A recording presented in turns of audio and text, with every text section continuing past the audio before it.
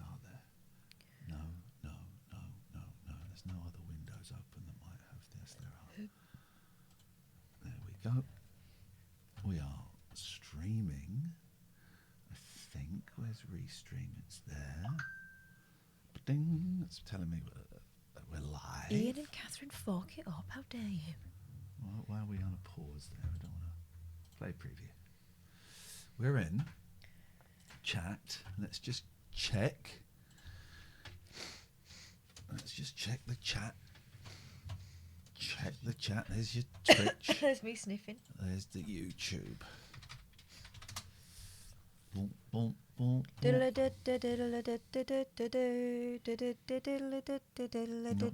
want studio. I want channel.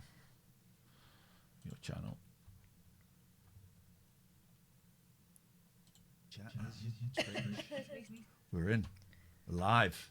All right. We got Jenna, Ryan, Quiet Bloke, Everso Gatford, Walter Gooey Blob, Zermatt. I'm wearing my Lucy Apples t-shirt. I got a 3XL for some reason. I don't know why, but actually I'm loving it. You're enjoying the spaciousness of it all. I'm loving the space. It feels very quiet. Yes. Is it quiet to you? Is it just quiet in our ears? It's coming out there. Z. Why is it so quiet in our ears? How's it sounding, guys? How's it sounding? I thought I'd set stuff up and I hadn't set stuff up, so we're gonna have what they call a soft launch. Yeah. That's what they call. Gatford says it's not quiet there, Okay, it looks like it's not quiet. but it sounds quiet. It's all good, is it? I just check the microphones are a solid 62. I'm just going to go up there. That should do that. Yes. Okay, it looks like it's not quiet. It's quiet here. Oh, I know why it's quiet here because I haven't turned the volume up. Oh, he. Hold the line, please. Oh no, this won't actually do it. Since Windows 11, I don't really understand it. I want to change you. There we go. Right, we're in. Yes. We're rocking and a rolling, Barbara Ann. Here's what we're going to do. We are going to do this.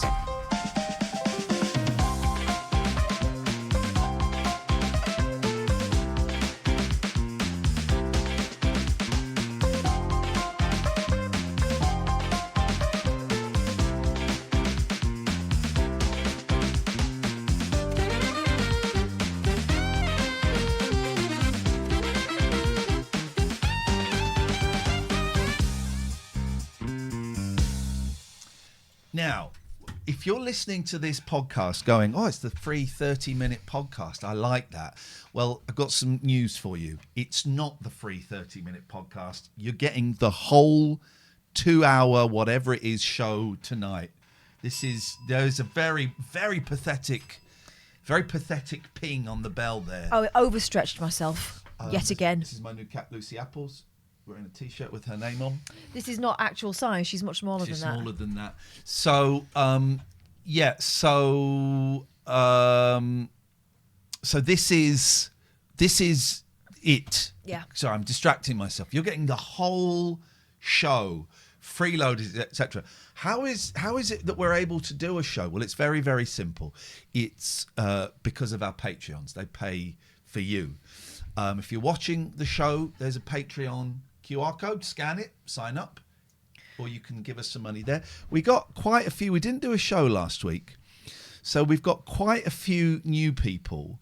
So if I miss them, It's not because we don't love you. I cannot find your names. I apologise for that. But we are grateful to everyone that has signed up. Patreon.com/Iain and Katherine. So there is a lot to get through this evening. Katherine, you've set up a special guest for tonight. What's happening at 8? Well, as you know, I like to waste time on TikTok. But on one occasion, my time was not wasted. I was rewarded, Iain, with a live radio programme, Fork FM. Now, you sent me a link to this. I went, what is this shit you've sent me? Because I didn't watch it long enough. Yeah. And then you watched it. Well, yeah, but carry on. It's a man called Ian Crawford who loves all things cutlery and specifically the tined variety. I'm talking forks. Because his email has spoons in. Yeah, I wonder if it does dabble in spoons now and again. Well, I've asked Maybe him he's if he moved does on. forks, but clearly I've misunderstood. So he's coming on at 8. Yeah, he's really good and funny. So that is exciting news. It's going to be a weird old show tonight. Thank you. Some of you know stuff that's going on, and we'll get into that. But suffice to say, it is sapping my soul. It is sapping my soul, and it's just like, why is every stage of this got to be a fucking fight? But it is. However, we'll get to that later on. I do have things to talk about. There was some good stuff last week. The Man from Del Monte played their first gig in 35 years in front of 500 ravenous fans. It was a resounding success. And a bit later on, if you will indulge me, and you will, I'm going to play you one of the songs. Because I want you to see how exciting it was for everybody that was involved, including the band. Yeah. Because the band are grinning from ear to ear, and the audience. So a bit later on, God, it's like a proper show, isn't it? Yes. It's throwing ahead. A bit later on, we'll show a bit of that. There are parallels, aren't there, with a film? Oh, you wouldn't know. There's a film called The Search for Sugar Man. What's that about? It's about a guy who had a hit and didn't realise how big he was. He went off back into obscurity and decided that maybe that was his one chance at fame. And then he comes back and then he realises how much he's been loved and appreciated all along. This is a gag for the hardcore amongst you. If you get that, you've been around since, I would say, since phase 3 of my career. Yeah. It's a good documentary, though. I had a haircut. You should watch it. I might watch it again. You should watch it. You never watched it. It's good. I did. I didn't watch it. No, you had to keep telling me about it.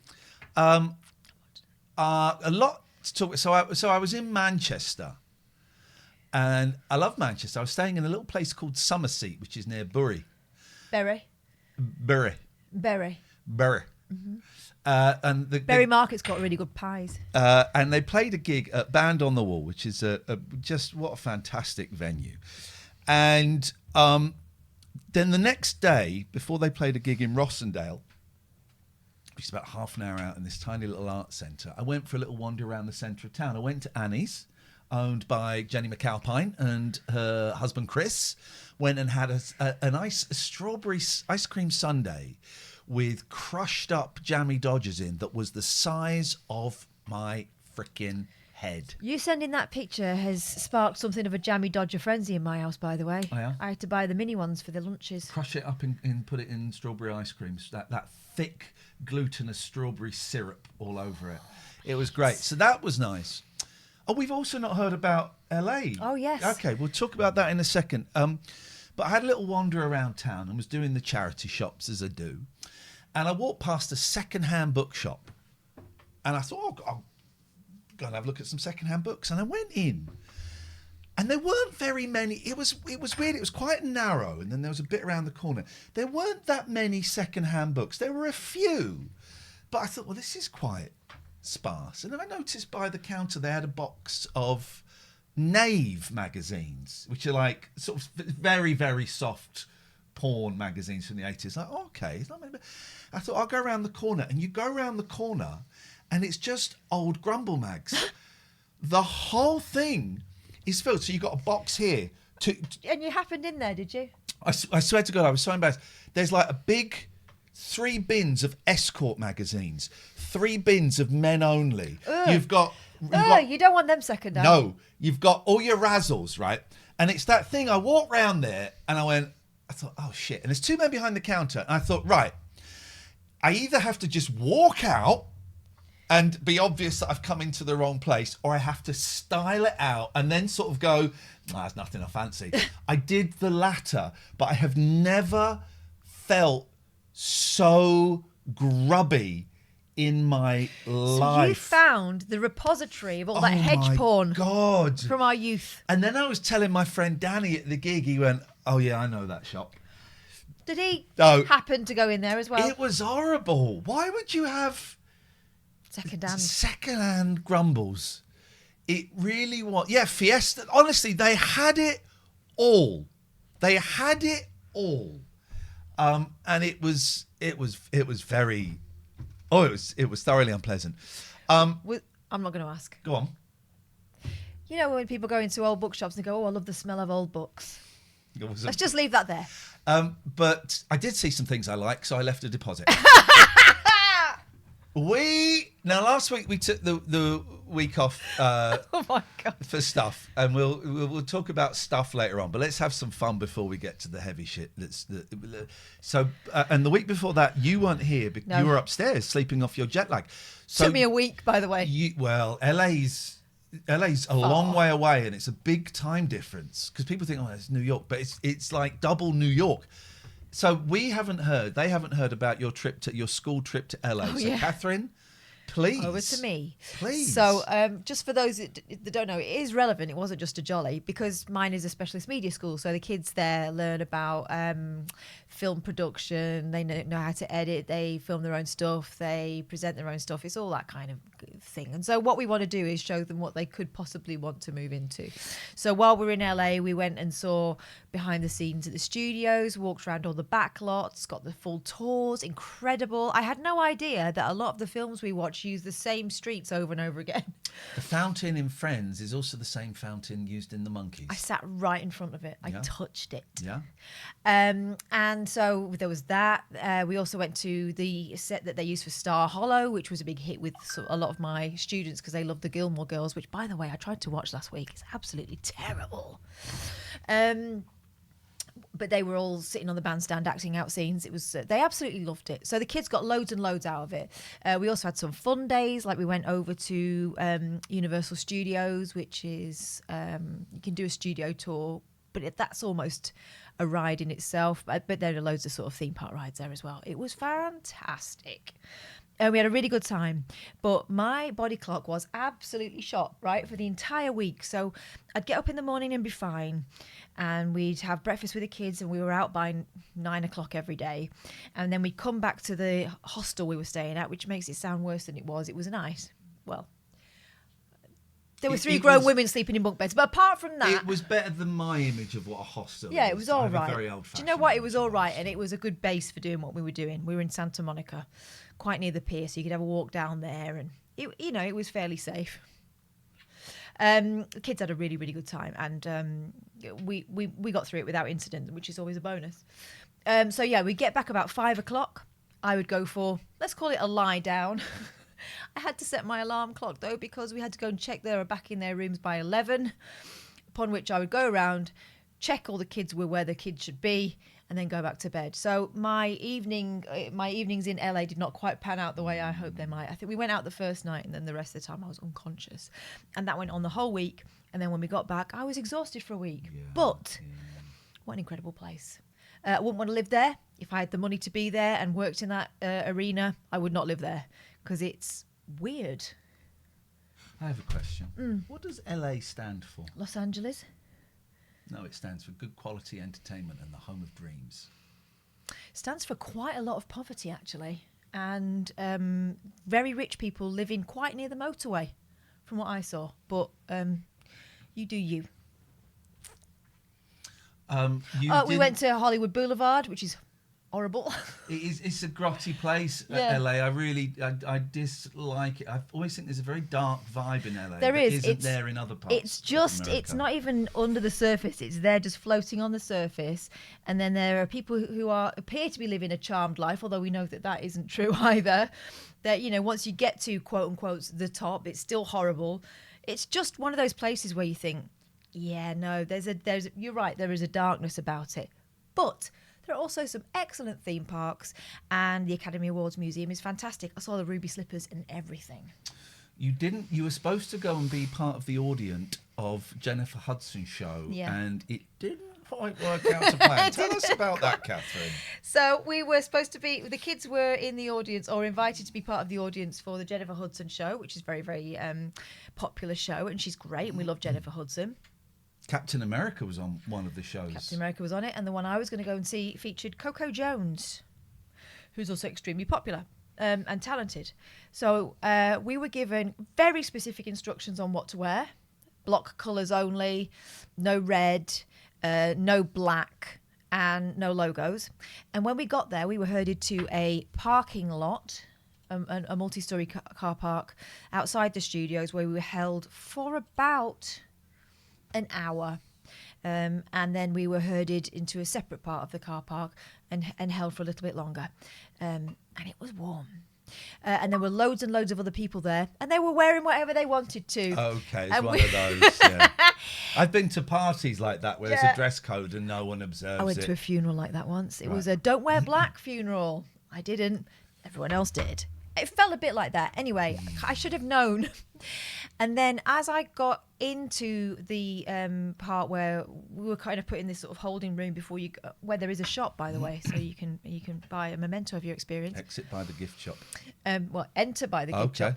Double bubble. So we were sitting there, and then I was told that because we were in two groups, the group before us, one of the girls had fallen ill, and as I was medical lead, could I sit with her? So I sat with her in sick bay for the entirety of the other show. That was about 2.5 hours. But I got some excellent gossip from the nurse who works at the studios, and a good time was almost had. But it was, that was my job, and I was glad that little girl wasn't by herself. She was fast asleep. Okay. And I was staring at very blank walls, but it was fine. So that was my experience of the Jennifer Hudson show. Did you enjoy LA? I loved it. Yeah. Well, no, I loved the trip. Experience, yeah. I don't know how I fix the jet lag if I were to do it again. We've got a phone call and something to be interested in. That's not a sentence. Let's do that. This is potentially one of our last ever phone calls on the show. Oh. Good evening, caller. It's me again. Hey, Alistair. Welcome to the show. You are potentially one. I think we only have a couple of months left of Skype being an active service. It is being closed, and that buggers things up immensely. I'm working on alternatives. I've got I got a gift. I got a new SIM card for a new mobile. A burner. I got a burner, and there must be a way I can hook that up to the computer. WhatsApp. Do WhatsApp, yeah, because there's no other service. Isn't that service on? Is it Microsoft? They have similar to Skype. But Microsoft owns Skype. Are you talking about Teams? Yeah. I don't know. I got obsessed about 2 months ago when I suspected this might be the case about trying to find an alternative, and I could not. Could we open a Google Classroom? Oh, my God. Let's go to House Party or something. So Zoom is on the way out, guys. 0203 286 6370. Skype is on the way out. I wonder when the last show is, because when does Skype close? Because if it's on a Friday night, we're in. May the 5th. What date is May the 5th? Because then we just do a farewell. Bye-bye Skype. It's on a Monday. So Friday, May the 2nd, guys. It's bye-bye Skype. Bye-bye Skype. We'll break it. Someone's got an album in, you would know this, called The Last Broadcast. I don't know Is it the guys who did the Snow Patrol? I'm not sure. Anyway, you can why would I know about the guys that did Snow Patrol? No, I just remember the name of the album. That could be The Last Broadcast for Skype and Iain and Katherine together.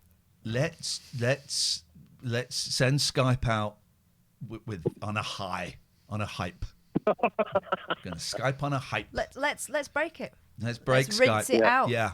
It's been a faithful friend for years and years and years, and I will miss it because I'm the only person out of the 3 people talking that knows the number off by hand. Even though one of the people talking, it's been part of her job for probably about 12 years, never bothered to learn it, which is disappointing. So actually, that tension will be released. Don't number shame me, please. You can't remember faces. That's a medical condition. Yours is just How laziness. do you know? It's not, though. You say that. How could you say that as a mental health professional? Because sometimes you've got to... You think I'm just being defiant? Home truths. Sometimes you've got to deliver home truths. I've got some of those. Anyway, Alistair, it's lovely to hear that wonderful, ageing, experienced voice. Indeed. Yeah. What? Yes. I'm doing my will at the moment, so... That's jolly. You know. Do we get anything? I didn't know. Well, I didn't know about my executors, whether I should choose my brothers or indeed you two. Don't choose us. Choose your brothers. Don't choose us. Choose your brothers. Yeah, don't choose us. No. I don't. We're not trustworthy enough. I'll have the cat. Yes, she is gorgeous. Anyway, look, can I just say it's great to see you both back, especially you, Catherine. Thank you. Because I'm surprised you weren't put in an intern camp when you were there. Yeah. Because it seems to be the way of the world at the moment. So It does, glad yes. you got out safely. Lucky escape. Lucky I'm not a journalist anymore. He would have had my number, that's for sure. Yeah. Dark times. But, yeah. I'd love to see you, man. You know already that all my support to you in what you're going through, because it's... I know it must be extremely difficult. I'm going to be honest, Alistair. It's absolutely draining my soul. Yeah. It's not even been 2 weeks since I put that video up, and it is draining my soul. And I keep thinking, why has every stage of this got to be a fight? Why has everything got to be a fight? Why can't people just go, oh, yeah, that's shit. All right, we'll sort something out. I tell you why. Because some people have got a lot to lose. Some people have. Anyway, I'll talk a little bit more about it later on. I don't want to buzzkill, but I will talk a little bit later on because it is draining my soul. But it's nice to hear your voice, my friend. Well, the last item on he's got an to share agenda. with you before I go. Any other business? I think I got a particularly new way of a scam attempt.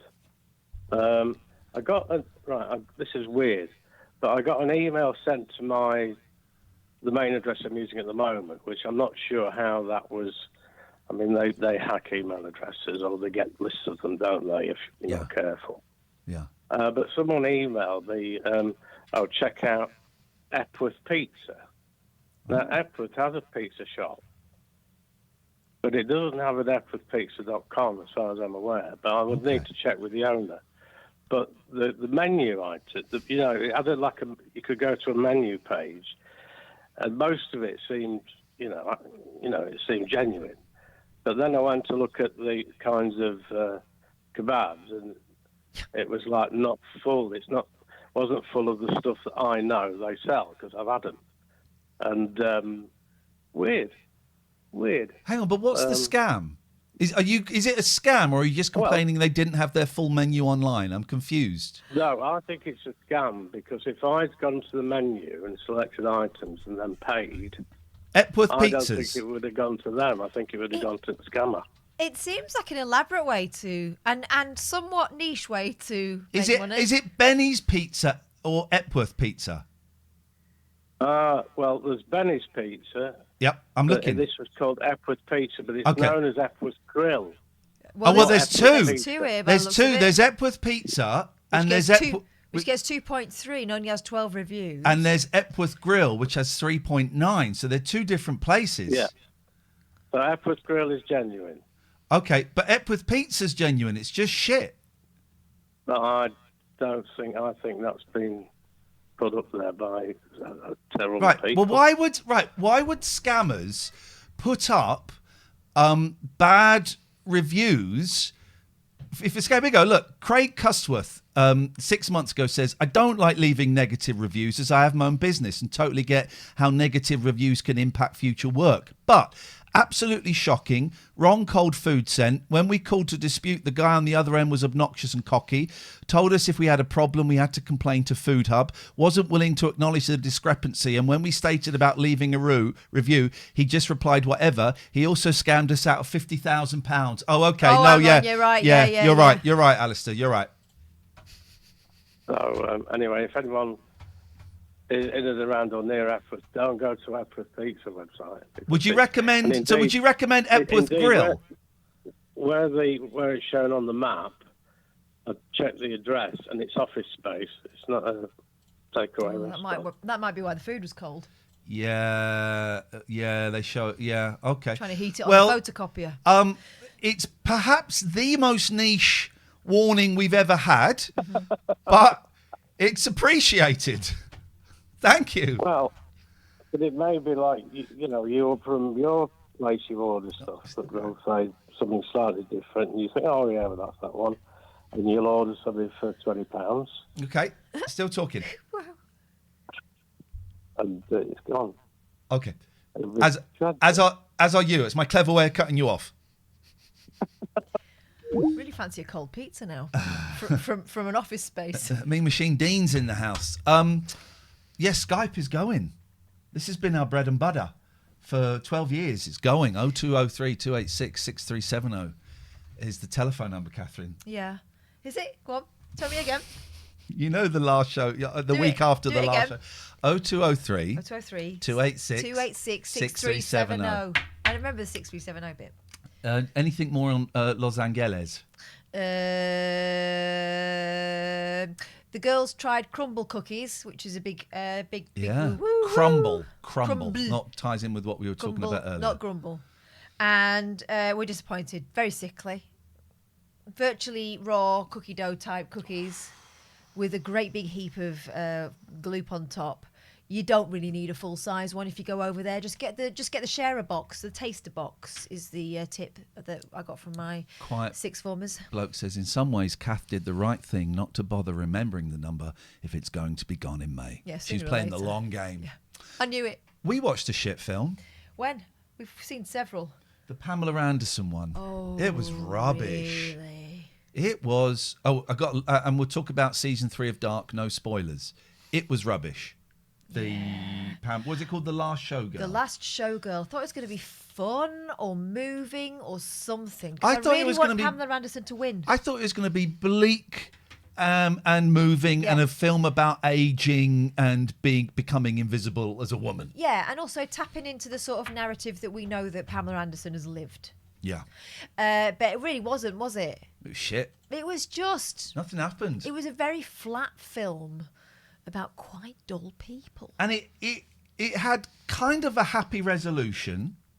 Did it? Yeah, with the daughter. And there are some tits in it. Don't be rude about Dave Bautista. But it's boring. I've got a controversial opinion as well. Hot take. This is a new feature. It's called Kath's Hot Take. We're using it to replace the fact we won't have a phone number from May the 2nd. Kath's Hot Take. You know, everyone's going on about how brilliant Anora is. Like what is? Anora. I don't know what that is. They won Oscars and that for it. Okay. It's about a sex worker who ends up rashly marrying a Russian oligarch's son and then gets sort of bullied into dissolving the marriage. It's supposed to be like a sort of, Cinderella story for the 2024s. Anyway, I didn't like it. I'm sorry to hear that. I disagree with the Academy on this occasion. It was... I didn't really like anyone in it. Not one. So 2 thumbs down. I wouldn't bother. We've got to address the elephant in the room. Dark, German TV series made by the same people that made that brilliant series 1899. Yes. And it just dawned on me, the really hot captain in 1899 is one of the people in Dark. I didn't get it till the end. Right, so it's German time travel. Start of it, set in 2019. Kids have been going missing 33 years ago. Kid from 2019 goes through a tunnel. He ends up 33 years back in the past, and he's stuck there. Right, fantastic. Season 1, 10 out of 10. Yeah. 10 out of 10. Season 2, 8 out of 10. Solid. Season 3, what the fuck is this shit? Should have stopped at 2. They should have done. I like the fact 1899 ended with no ending, no resolution. I like that. And I think they should have done that with this. And I know some... Go on. Found that with Russian Doll, didn't we? Oh, Russian Doll was series 2. The first stupid. one was amazing. Should have left it alone. Stupid, the second one. And I know people are watching season 3, so I'm not going to spoil it much. But what it is... So there's basically... They can time travel... 33 years in either direction, right? 33, 30. Back and forth, right? And it just keeps cutting. Did they not just do 2? No, it keeps It cutting has to be back. 33. It has to be 33. And it keeps cutting back. So you'll be like in like 1899 or whatever it is. And then it will cut to like 2053. And they keep going, oh, the apocalypse. The apocalypse, which I found out. They are German. I found out after about 4 episodes. I Googled it, and it's German for the apocalypse. So it's bleak. Right. They just keep going, the apocalypse. And then all season 3 is, and there is a big twist, which I'm not going to say. I'll tell Katherine. Season 3 is basically, so you generally get 3 different versions of the same person: the younger, the middle-aged, and the elder, and they're all travelling around. And you'll get the older person, Like Maid and Mother Crone. Yeah. The older person will go to the younger person of them and go, right, you've got to tell the middle person this, right? And They won't listen to me. They're just kids. The whole of season 3 is people turning up in other people's timelines going, right, that person's lying. Come to my time. Okay. And then, right. And then, what? Something happened. Oh, someone just gave us a Kofi. Thank Kofi you. Annan. Thank you. This is your local pizza shop. Can you send us £50,000? Who sent that, you cheeky little sausage? Let me find out who sent that, because that is very, very kind. And those things, the generosity of humans needs to be acknowledged. I don't have to do it. Right, I'm going to spoil a little bit for Katherine about season 2. So season 1 and 2, they're jumping backwards and forwards in time.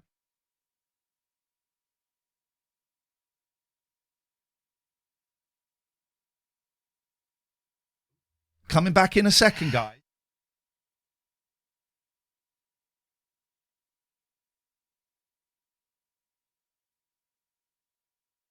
Oh my God. Sounds like cobblers to me. Listen, if you've seen 1 and 2, watch it. Watch 3, because we need to talk about it. And then the whole thing it hinges on, they call it the origin. Das right? Origin. Das Origin, right? Origin. Oregon. Thank you, Mark. Appreciated. The whole thing, the origin, like the whole thing is we've got to find the origin, because they're stuck in this loop forever, right? It's repeated an infinite number of times, and they're trying to find the origin so they can stop the cycle. Yeah. Guys, they change what the origin is like in the last episode. Oh no. It's something that was sort of mentioned briefly, but a big thing wasn't made of it. It's like, oh, this is the origin now. Oh, wait. So, is that because of the writer's strike, or did someone get fired and they decided to No bring writer's someone strike in Germany. Oh, sounds like there should be one. And it's a shame, because it's a shame. It's a shame. In other business, yes. He said so I've started now watching, I'm going to watch the OA at some point. I've started now watching, is it called Black Summer, Dark Summer, zombie thing? It just popped up on my, you like this, you might like this. Yeah, all right, I'll have some of that, don't mind. Had a haircut. Yeah. And it was the bleakest haircut conversation. Nice barb. It's a 30-minute session. What did he say? Do you think this will be your last one? 30-minute session, Ryan, in and out, right? And he said, so, it's been about 4 or 5 weeks. So how's it been? I said, well. You really want to know? I said, there's been some real highs and there's been some real lows. I told him about the band. He said, okay. I said, do you want to hear about the real lows? He went, yeah. I said, oh, I'm hunting the paedophiles that abused me as a kid. And we chatted about that. And then is that why you've got a zzz up the back of your head? Zzz at the back of my head. Then what was he talking about? Oh, then he was talking about how he got the train to the aquarium, London Aquarium, with his 1-year-old kid. and his 1-year-old kid was obsessed with pressing the button on the toilets on the train, but 2 junkies went in there to do heroin and have sex. Oh, God. That's topic number 2. Do you want to know what topic number 3 is? Explaining to a 3-year-old what those people are doing. The topic number 3 was, I told him where I lived, and he said, "Oh, did you hear about that murder?" What? I went, "No." "Yeah, sex game gone wrong, but it looks like he's going to get away with it. Looks like he got away with it. It's in the past tense. It looks like he got away with it." And we were talking about how someone had died being buried in a box in the garden, and the guy said, "Oh, we're just playing a kinky game of hide and seek." And this is apropos living here.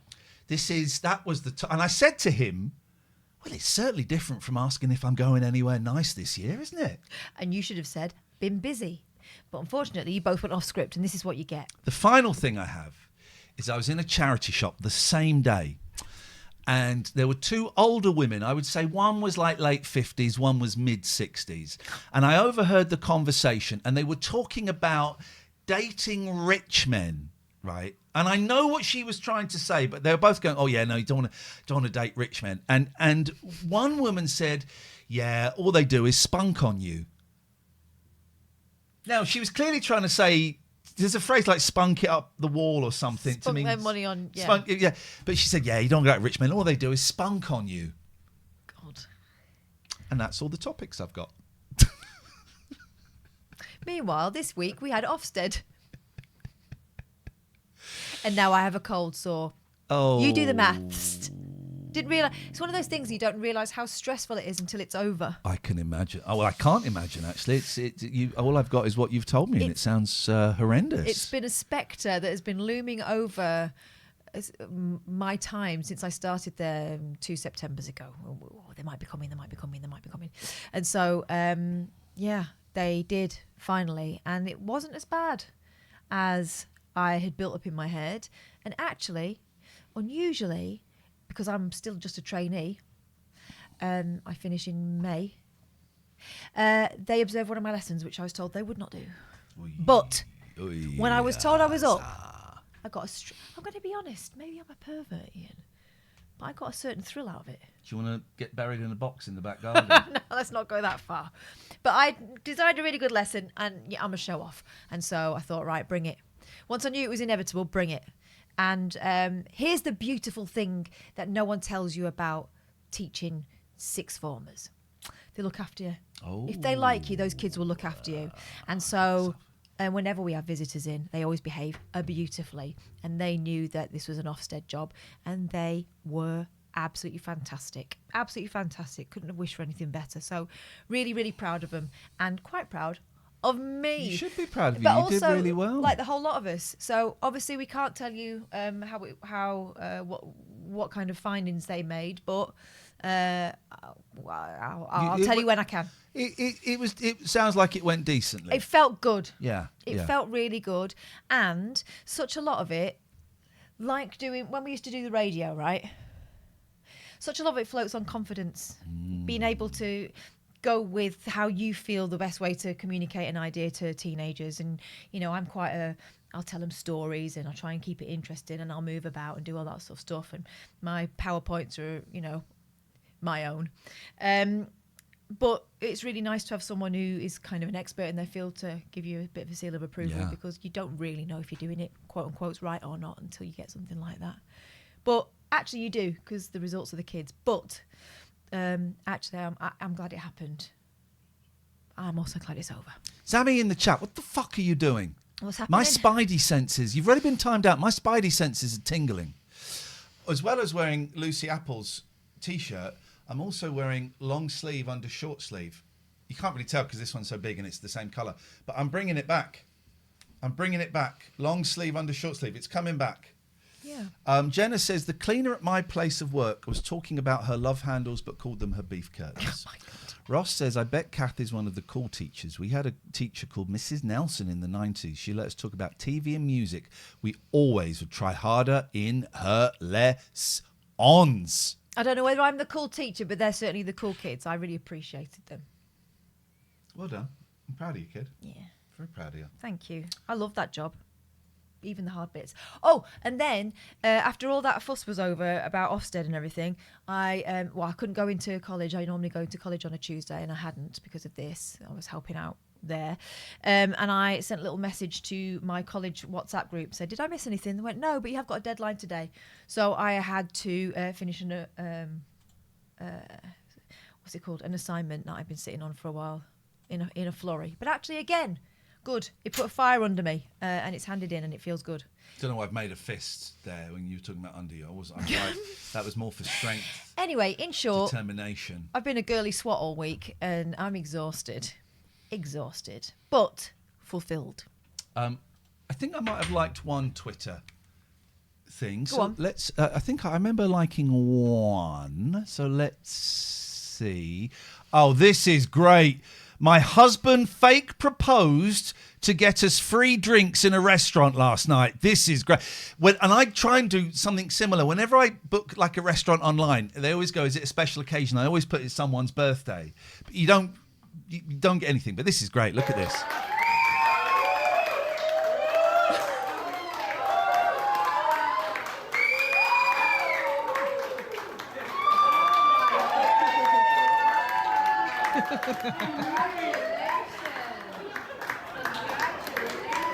To get free drinks. I don't know if that's true or not, but that. Oh, it's Lino's birthday today. Happy birthday, man. Happy birthday.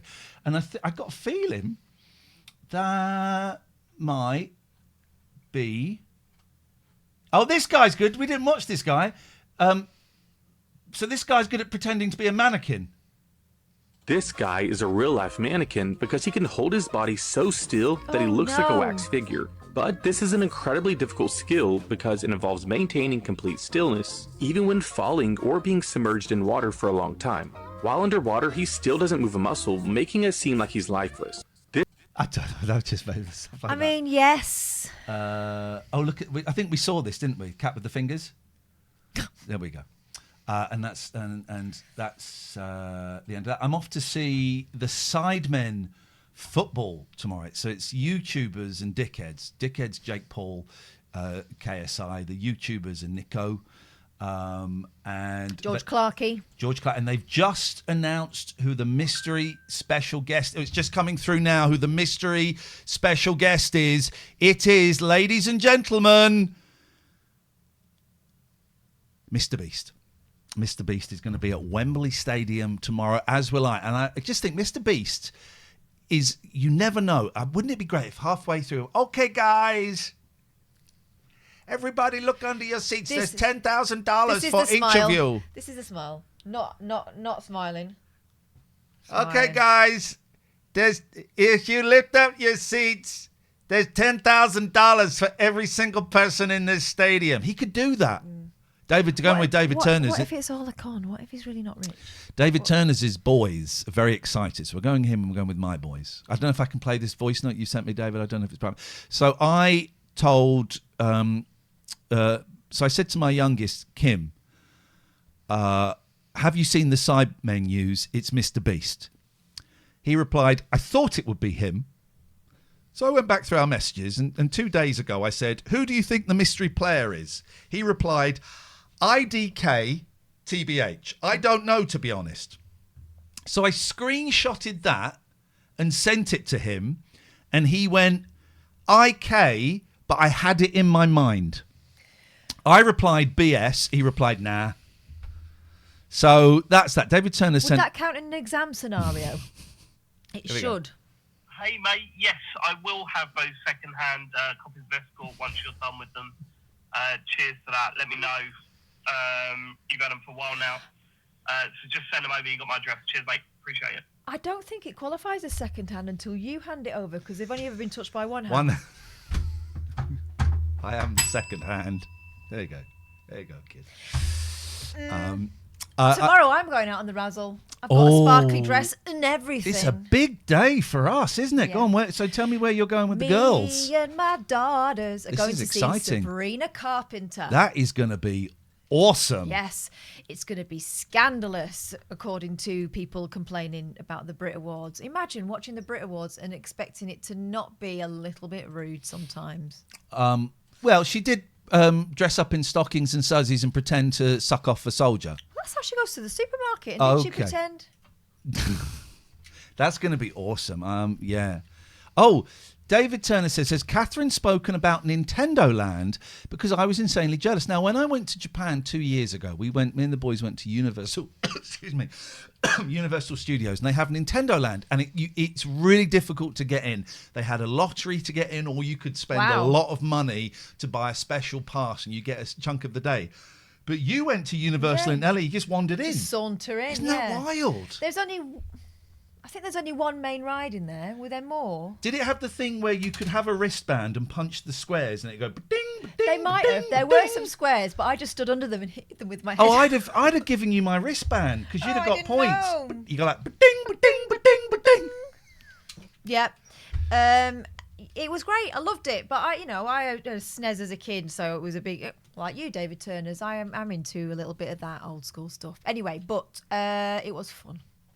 And we went on the Mario Kart ride, and they give you a visor, and then they give you a little electronic thing, and so you have to play a sort of a Mario game as you're driving around. And I was sitting next to this little American kid who I think was on his 4th go around, and his parents had given up and just let him sit next to whoever. And he was sitting next to me, and he was talking in my ear all the way around. I couldn't understand a word he was saying, but I was going, oh yeah, really good, really good. Shut up, brat. Shut up.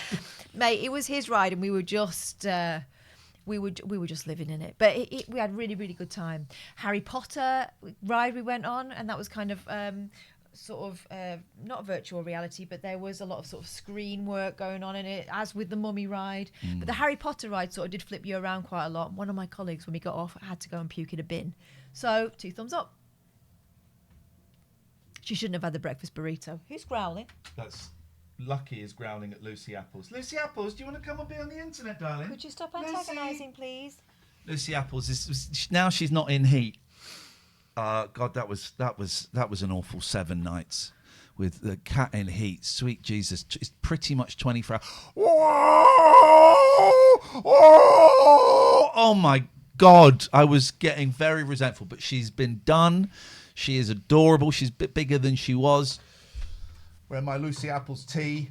I adore her. She's a daddy's girl. She follows me around everywhere. Getting ready. Going to be a new foster soon. I nearly had an emergency foster this week. Oh. And I'm kind of like, I don't really want another cat at the moment, but we'll do it because that's what we do. Well, it can't be another failed foster now. It's too close. I'm not having another cat. Lucy Apples was very, very special, and totally we found each other. And she's adorable. We're 15 minutes away from, what's this guy's name? Ian Crawford. Ian Crawford. From Fork FM. From Fork FM. We're going to talk to him. Then after that, I want to show you a little bit of what I got up to in Manchester.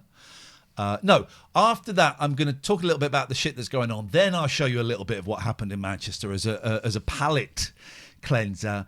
And then we will have an El Dorado. There's a director of El Dorado that might come on the show. I need to email him. Hopefully, last week's episode is not the harbinger. Yes, harbinger of what is to come Kim now. Basinger? Hopefully, because last week's episode was double dull. Harsh says, where do you get a Lucy Apples t-shirt? I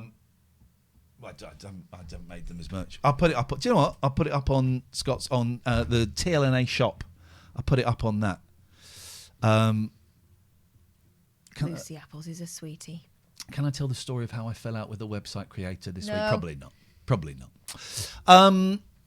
So yeah, I'll put a Lucy Apples thing up on the merch store. What were you talking about? I've forgotten. Harbinger, El Dorado. Last week's was so dull. This is one of my favourite pictures. I'm just to show Catherine. Look. Look at that joy. It was so dull. But the people on the El Dorado Facebook page, it's episode 50-51, and they're saying, all right, it's starting to get good now. Also, they've dropped some of the episodes that are being shown, and they've shown some in the wrong order. So they showed on UK TV. They're watching it. Yeah. Right. So they showed the episode where Joy was getting on really well with Baby Clive, and then the episode where he was being a dick. Oh. Wild, right?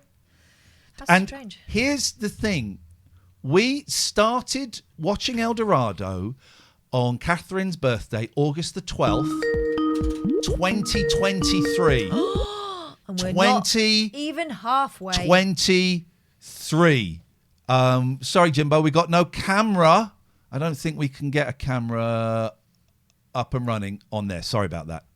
Oh, and now we can't hear you, and I'm not doing the thing, I swear to God. He's not. Oh, my God, I'm lip reading. I swear to God I'm not doing a thing. Shall I lip read? There he is. He's him. He's him. To get rid of this Skype, it loses your settings every time. Hello. Hi. Jenna's doing a rewatch of on the one that's on UK. Whoa. She's rewatching El Dorado. But she'd also started rewatching your rewatch. She's not. I love it. This is why Jenna's my favourite. Yeah. It was the one earlier where Blair was threatening the homosexual gentleman of revealing that he was homosexual. And he pushed him in at his waist, which looked really weird. Yeah. So that's where Jen's up to for everyone who wanted to know how far back into. Spoiler alert, Pilar is about to be kidnapped. Oh, okay.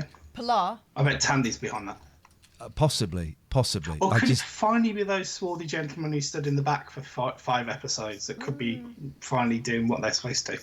It's such a fascinating, not fascinating, it's a dull, but it's such I find it is a fascinating program.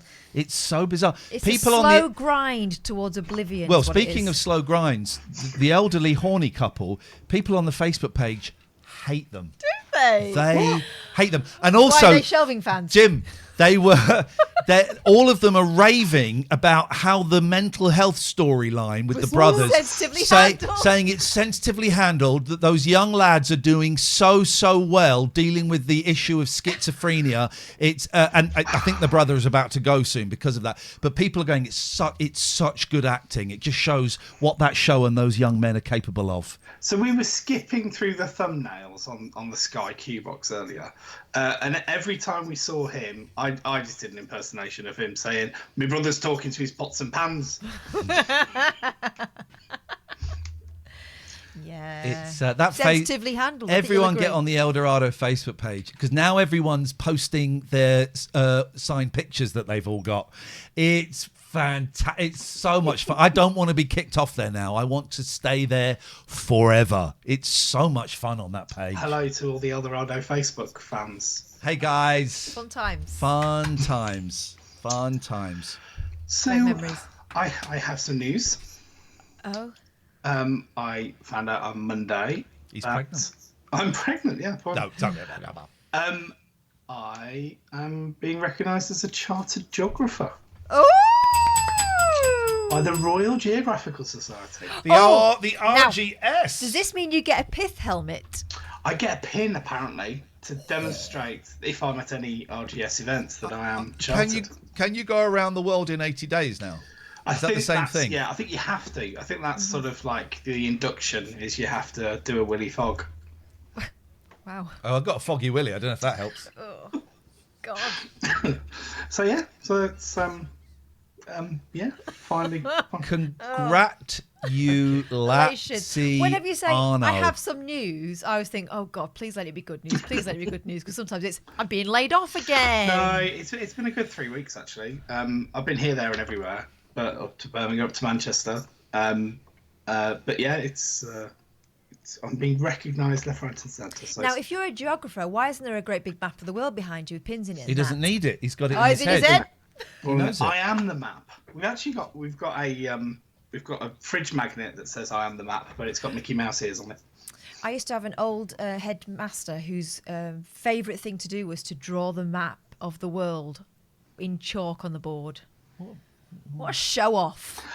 Show off. I used to do something similar, but it was for the West Midlands motorway network, so it's not quite as I think that might be worse. Yeah.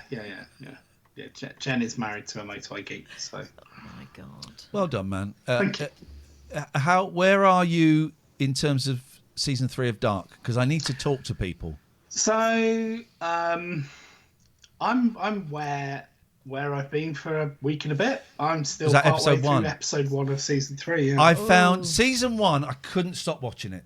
Season 2, first couple of episodes didn't quite connect, but then I couldn't stop watching it. Yeah. Season 3 took me about 10 days because I would go, I'd watch half an episode and think, this is so boring, and stop. It's a slog. It does have an ending, which is I think a bonus that it has a go. I don't think it lands, and the journey there. If you ever finish it, let me know, because the journey there it's the apocalypse, the apocalypse, the apocalypse, the apocalypse, the apocalypse. Someone's got. I'm going to check see if someone's done a TikTok edit of everyone saying the apocalypse on. Well, on Duck. I can do it from the voice notes you sent me the other day. I just kept sending in voice notes going the apocalypse. I'm going, what are you on about? Yeah, fully intend to finish it. And Jen's out tomorrow getting her nails did, so. Ooh, fancy. So, is that because she's now the wife of a geographer? That one, she's been having it done for a while, but I think it did coincide with me applying, so you might be onto something there. Yeah. Bless her. Well, have a lovely weekend, both. Yes, and you have a great time at Sabrina. That's amazing. She's fun, isn't she? It's incredible. And there's a little hang on 1 second. Ist das jetzt die Apokalypse? Die Apokalypse? Schon ein bisschen enttäuschend. Ich hab's mir irgendwie lauter vorgestellt. Hang on. Ist das jetzt die Apokalypse? No one's done an edit of all of them. I'm thinking this could send me viral. The apocalypse. Or insane. The apocalypse. Yeah.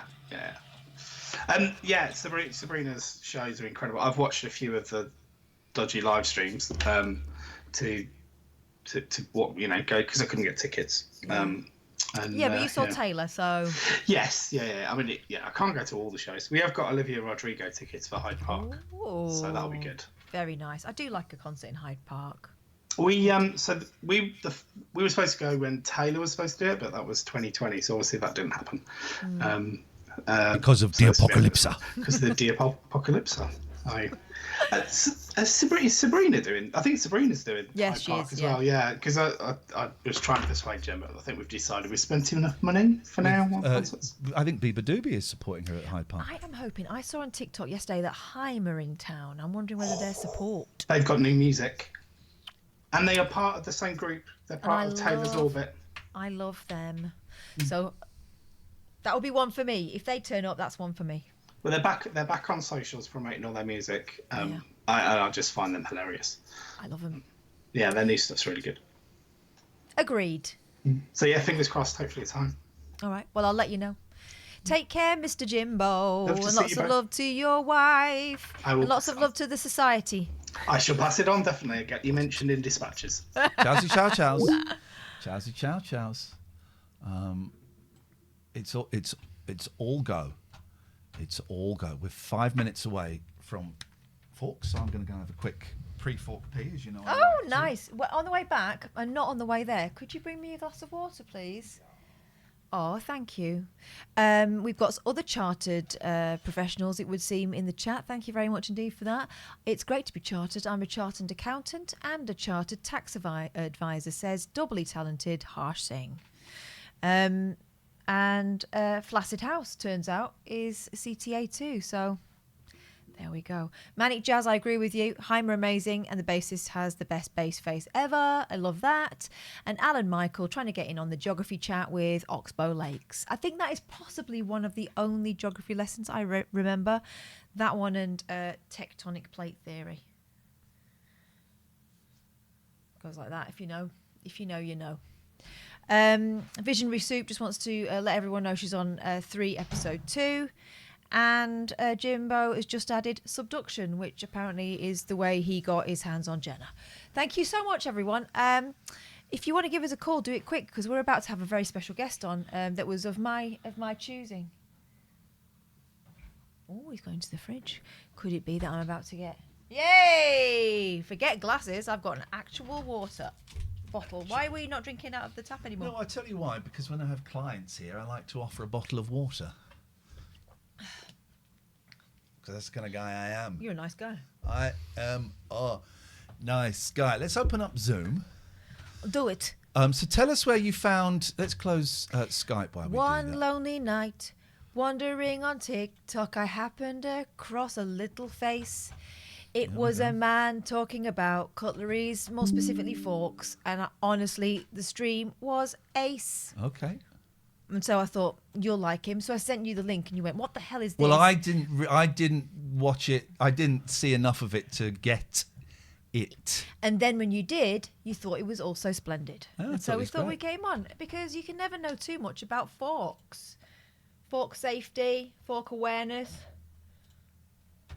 forking silly business. We want gallery. That's what we want. So let's game on while we can, while we have the technology. Well, They're not getting rid of Zoom, are they? No.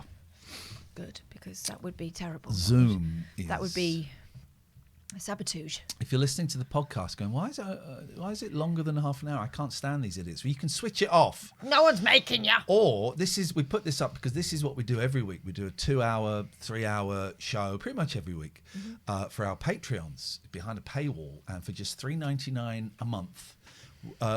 2 months ago, we had our biggest increase in patrons. Last month, that we had our biggest drop. But by the by, for $3.99 a month, you get access to the shows every single week. We didn't do a £13 and above Patreon Zoom meeting last week, and for that we apologise. You know what's going on. We're going to do one. We're going to get one in hopefully the first half of March. So probably not this weekend. Maybe the Sunday after. I think would be a thing. So thank you for your patience on that. But if you're listening, you go to patreon.com/Iain and Katherine. Patreon.com/IAIN and Katherine with a K. And you can have a look at all the different tiers. I'm honest about we had the biggest increase and the biggest decrease. And do you know what? That's okay, because even if you sign up for a month and go on Kane, there's like 2,500 hours of podcast. If you just go and download all of those and then unsubscribe, that's absolutely fine. That's part of the deal. We get it.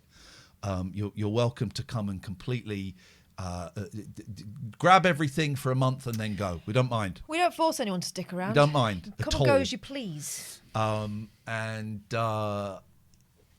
Yeah, and it's today's a bit weird. We're going to talk to Iain, and we're going to do some heavy stuff. He's Iain with one eye, by the way. I know. I know. It's slightly put me off him. I look at one of my awards just glistening in the background. I know. There. It's a reminder. It's a reminder. And then we'll do some heavy stuff. Then I'll show you a little 4-minute triumphant film of Manchester, of one of the things I've been working towards for 35 years, but without knowing it for about 34 of those 35 years. And then we'll bring us back down again. Triumphant, yeah. We'll watch El Dorado again. It's still on. That's nuts. I knew Jenna had gone back and watched some of ours again, but she's also watching the show again on. I think we can agree she's a woman of very particular taste. Yeah, she's my favourite out of all the women. None taken. Okay. It's fair enough. And honestly, guys, if you have even the vaguest interest in the El Dorado, get on the El Dorado Facebook page, because it is those guys are having they're having a blast over there. They are absolutely loving the fact that the show is back. They genuinely love it, and I take back everything I said about wanting to get kicked off that page. I want to stand. Now they're sharing the signed photos that they've got of the cast. Gosh, they're booty indeed. It's so good, man. It's so good. Right. Culture Cat says, did you know that ancient Greek forks had 7 spikes, all numbered 1 to 7? If a father broke his fork, he had to kill the son born in an order that matched the fork spike number. It sounds like bullshit, and I wonder why it sounds like bullshit, Katherine. Because it is bullshit. It is bullshit. It is bullshit. It is such a load of bull. I don't think the Greeks had forks, but we're about to speak to the man who will have all the answers when it comes to forks and their accompanying spoons. He didn't reply to my email. Should I be concerned? No. Well, let me just check his own, because I've been talking to him on Tickety Talk. Hang on. One moment, please. Hold the line, please. And I will tell him that we're awaiting his arrival. Hold the line. Orquado. Okay,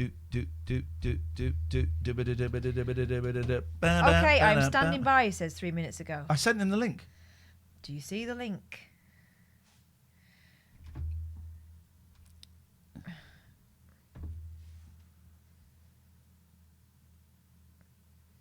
Via email.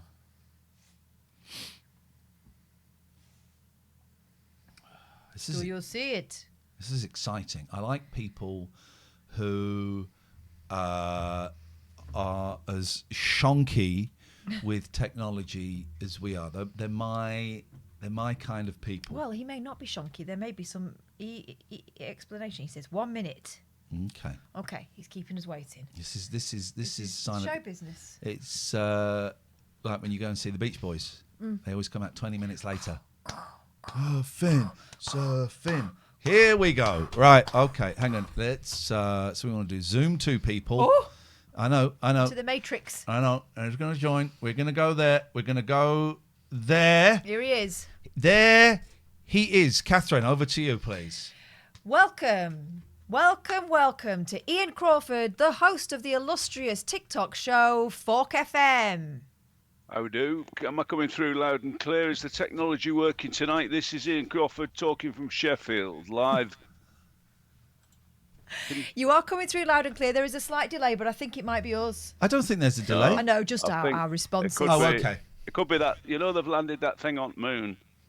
It could be that. It could be that interfering with it.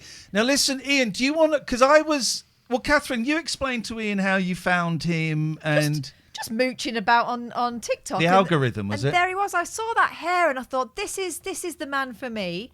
And then I watched the show for a while and I was drawn in by the Fork Fact. Well, this is it. Thank you very much. I've had a busy week, what with all the work I do. I go around the schools, go around the hospitals, the old folks' home. They say, why do you bother there? But, if we can give folks 1, 2, 3 extra days of life by avoiding accidents with cutlery, my work is worth doing. And of course, the kiddies, they've got the whole lives ahead of them. If they can get their heads out them screens, they spend all day looking at. So I'm just helping to spread safety, making the world a safer place, one fork at a time. I always say this. I say, think once, think twice. Think fork, spoon, and knife, and that way. I'd like to spread a bit of safety. And for example, I bet have you guys used cutlery in the last 24 hours? I did quite a short time ago. It's very... I used a spoon. You used a fork? I've had a fork in my hand recently, yes.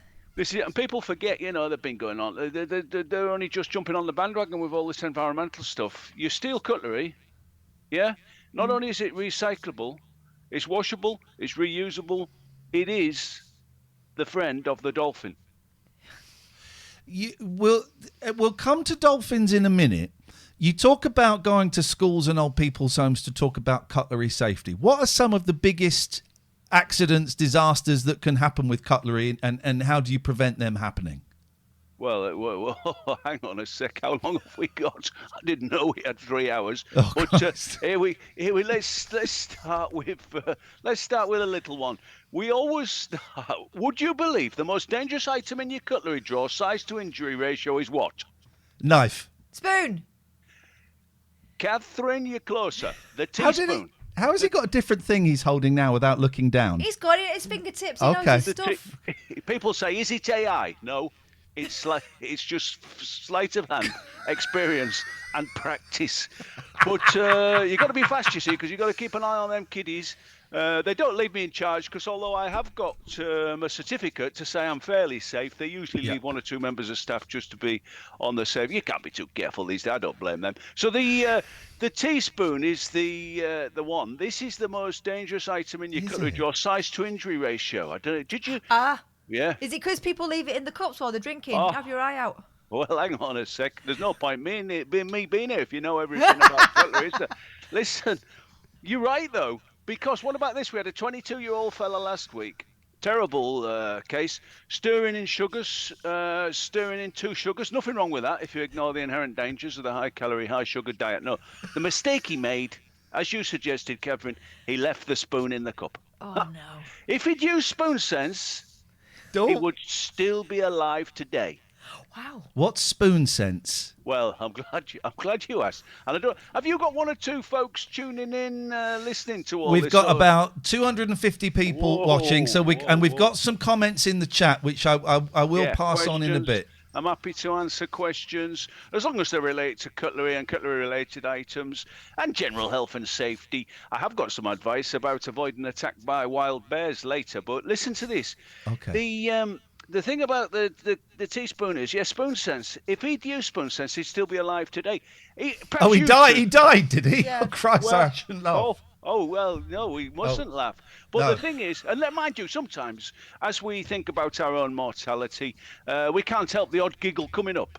Yeah. It bubbles up, it comes out. I always say, let it out, and we'll move on. There it was. Oh, there it is. That's it. Yeah, and again, and if you do hear a sound, like a bit like a hyena trapped in a dishwasher, then and you look left and you look right, and then you realise it's you. Listen to this. What you got to do, have you guys, can you help me? Perhaps we could ask your listeners and those two. Let's do spoon sense. So if you hold out an imaginary teaspoon, always do it in your right hand. I say, even if you're left-handed, just make an effort for once. Yeah, here we go. And we stir around and lock. That's just a practice. Here we go. It gets complicated. Stir once, stir twice. Now the hand opens up. Yeah. Leave the spoon. Just give it a gentle nudge. If you've got another arm, bring it across now. If you've got Bring it across now. Yeah. We say, listen, move on, and then the arms go in the air. Don't be shy. Arms go in the air. Spoon sense. Yeah. Give yourselves a round of applause. I well feel done. so much safer. You stir, interestingly. You stir like that, whereas I would stir like that. I'd raise a pinky. Oh yeah, well the thing is, you're Iain there. The problem you've got is you're a lot of splashing, hot water, hot liquids. That's not my business. The chap coming on next, he's going to talk about kettles. But listen, you need to be careful with hot water. Yeah. So this way it's safer. And I don't know if the camera's reversing it, but I always go clockwise. Although they did ask me to do one of these talks down in Sydney, in Australia. I went all the way there. And there, of course, because of the Coriolis effect, I always go anti-clockwise. We got some questions. Georgie says, what are his thoughts on the spork? Oh, yeah, here we go. I knew there's always one trying to wind me up, trying to rile me after a decent week. Yeah, we do not officially. I think this fella knows. I think he follows me wherever he goes. Georgie, I believe, is a woman. Yes. Doesn't matter. It's 2025. Yes. In disguise. But listen to this. We do not officially recognise the spork, and there's a reason for that, yeah? And that is because the majority of sporks that I've come into contact and that we see these days are still plastic. Yeah? And there's a problem with that. We always say plastic is drastic, keep it real with steel. Yeah. And the thing about the spork, it's interesting you say about Georgie being a female there. It is the 21st century. But what is a spork? I'll tell you what it is. It's a spoon that identifies as a fork. Good luck to it. But we do not officially recognise the spork. Thank you. Okay. Next question. Visionary says, is Amber, who is is a long-handled teaspoon okay? Well, it depends how long the handle is, of course, because if it's really long, you might need 2 or 3 of you to handle it, if you will. But yes, it is okay. But be careful. And if you slip your trip and you end up with that in your eye, you've got a problem. It is okay. And it's interesting to think about what is the largest cutlery item that we can think of, and what is the shortest cutlery item. The pie knife, for example, is one of the largest cutlery items, and of course the bride's knife. That's its traditional name, if you will. So do forgive me. It's not me being genderist. It's just the name of the item. It's the bride's knife, used traditionally either for slicing the wedding cake or indeed slicing something off the groom if he decides to cop off with one of the bridesmaids. When does cutlery become a kitchen utensil? Is a soup ladle cutlery? Yeah, this is a cracking question. Thank you. I think if it's in the kitchen, if it's made of steel, and of course we're talking about steel alloy. Now, just before we answer the question, but basically, yes, if it's shiny, if it's sonorous, yes, we can hear it, yeah? It's got the components of the metal, and it's made from an alloy. Now, let's just test yourself. Basic chemistry here. What metal are we looking at here? What have we got in there? Katherine? Well, steel is iron and metal. Iron and... Aluminium. Something else, yeah. Aluminum, as the Americans Tin. might say. Tin? Silver. We're having fun. We're having fun. I know you're just winding me up. Yeah, typically, of course, steel is mainly iron, tempered as an alloy, often with carbon, certainly in small proportions. But if you're lucky, a little bit of chromium, a little bit of titanium, these sorts of elements to give you the perfect alloy. So if you've got something shiny, something that'll ring, something that could be bent, but don't do that unless your name is what was he called? Do you remember? Uri Geller. Uri Geller. He had massive biceps, the way he could bend them spoons. I tell you what. Yeah, but don't bend your cutlery, folks. But it is flexible, it is durable, and anything that shines, as long as it's not a spork, in your kitchen, then I would call it a cutlery item. But to be honest, if you don't mind, I work for the Steel and Cutlery Manufacturers Allied Trades, Industries and Guilds Association. Ah, that's interesting. SAC Matiaga for short. I didn't know that. So are you potentially coming from a place of bias? I always think, follow the money. Follow the money. Suddenly, you're sat with the money. Well, if you think about it, we're trying to keep people alive. We're stopping them tripping. We're stopping them slipping. We're stopping them injuring themselves so that they can carry on buying cutlery items. Yeah. And yes, big cutler. Follow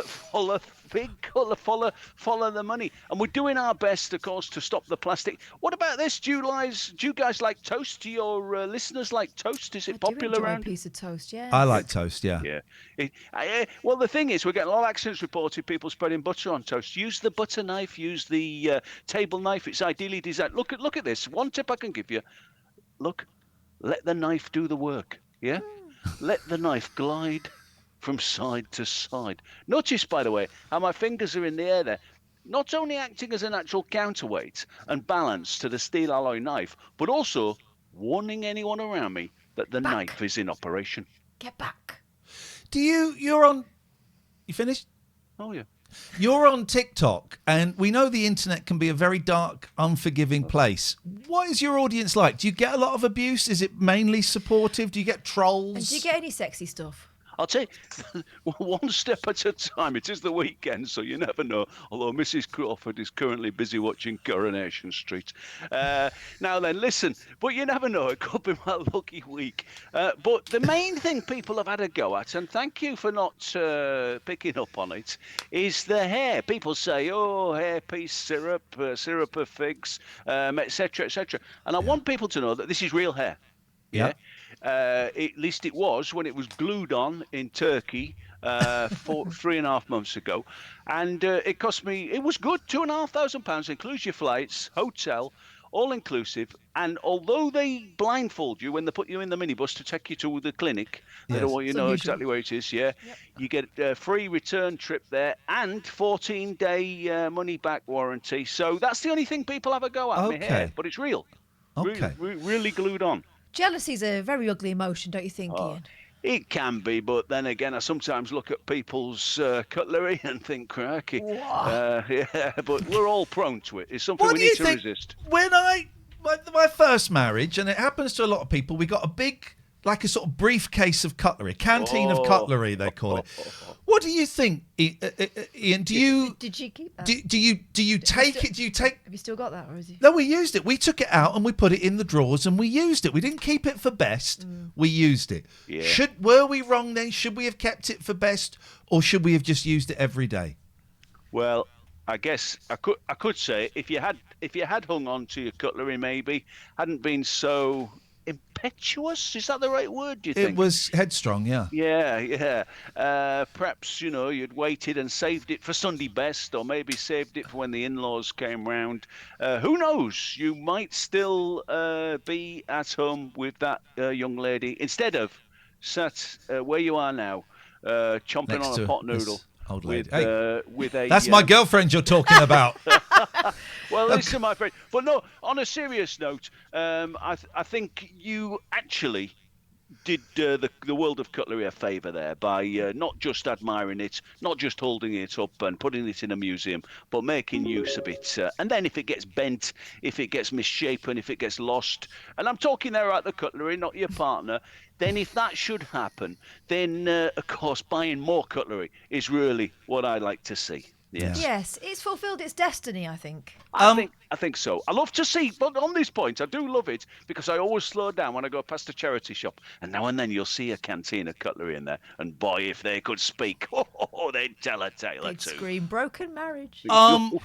Okay, let's talk about the order of cutlery in the drawer because we've got some controversial. Liam has said this is actually what I confronted him with when I joined his TikTok feed. Okay, I think it goes knife, fork, spoon, little spoon. Well, yeah, I have knife, fork, spoon, little spoon, but also within the little spoons, I have skewers and I have chopsticks. Liam says knife, fork, spoon.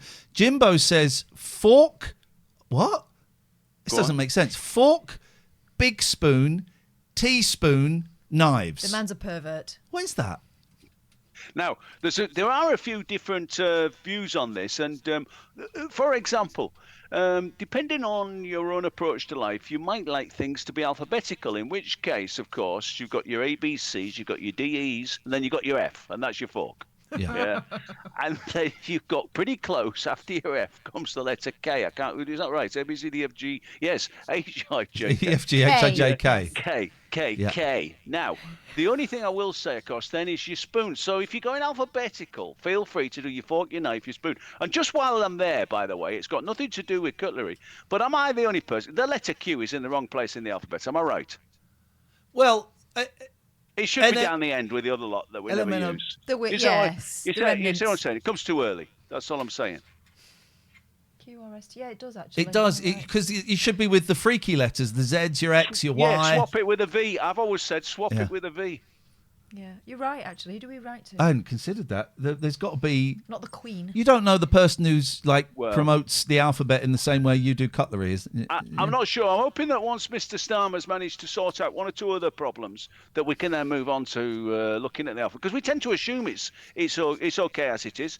But most keyboards I've used are not alphabetical, so maybe there's something there. Yeah. I wonder if it's to do with it probably comes from the Jesus or the Bible or Shakespeare or something. It'll be one of those. That's where these things tend to come from. I don't think Jesus used a keyboard, but if he comes back, he will have to learn basic typing skills. He had a guitar. Imagine Jesus on a guitar. Sorry, that's blasphemy. I don't know if you're religious. He wasn't. He would have been a rock and roll star. So in many ways, I think so. He might how have, do you? Go on, carry on. Lola says, "How do you deal with a left-handed guest for dinner?" You mentioned earlier that perhaps they don't make an effort. Is that your opinion? Where do you stand on this terrible American practice of swapping hands? Well, this is all interesting, and one job at a time. I will come to the Americans actually because they've got a big problem, and we've got left-handed guests, no problem. But I will never trust a left-handed guest setting the table. That way leads disaster. Yeah. Okay. I've only done it once, never again. Yeah. If they want to,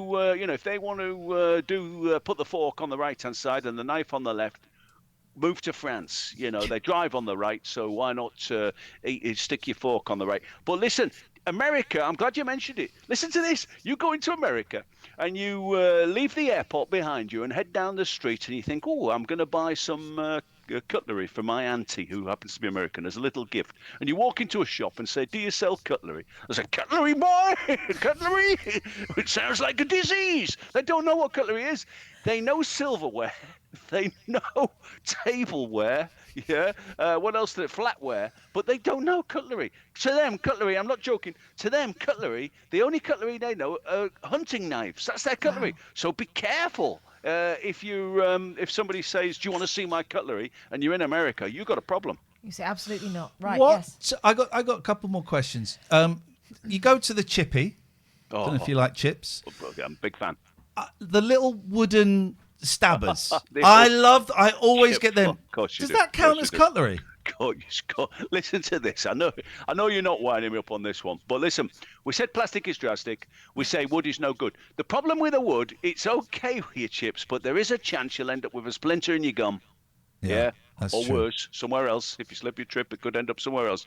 You will be spending your night in A&E, and in fact, probably about 3.5 days by the time they get to see you. So, wood is no good. Yes, it's better because it comes from trees, but remember, it's a dead tree.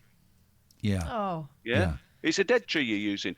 Whereas with cutlery, there are no trees killed during the cutlery manufacturing process. Our friend Harsh in the chat says, I've got wood. Oh, shut up, Harsh. Sorry, I just realised what that meant when I said it out loud. Sorry. Liam thinks he's going to lighten your day with this news. He says, I hope I'm not being too saucy, Ian, but my wife is silver service trained. Hang on a sec. Whoa.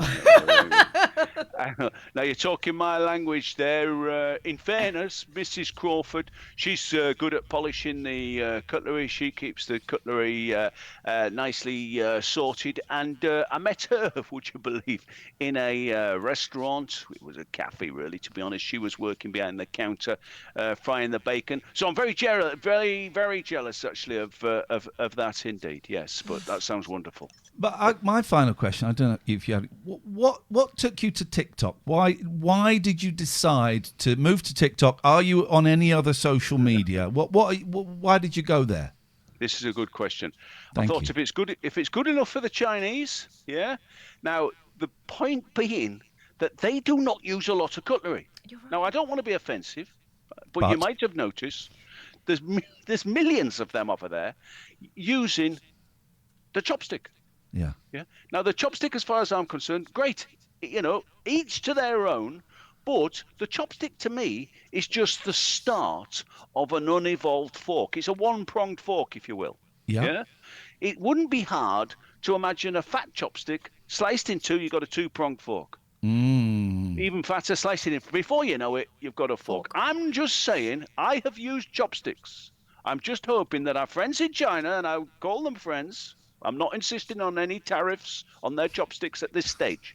All I'm saying is please try the fork for a week, maybe a month, and if you don't like it, feel free to go back. So I'm not sure if that answers your question, but that's what I think. It does. Catherine? I've got cake forks, and I'm not alone. Nellie Baines. Oh, steady, says, Iain. should cake be eaten with a small cake spoon or a small cake fork? Yes.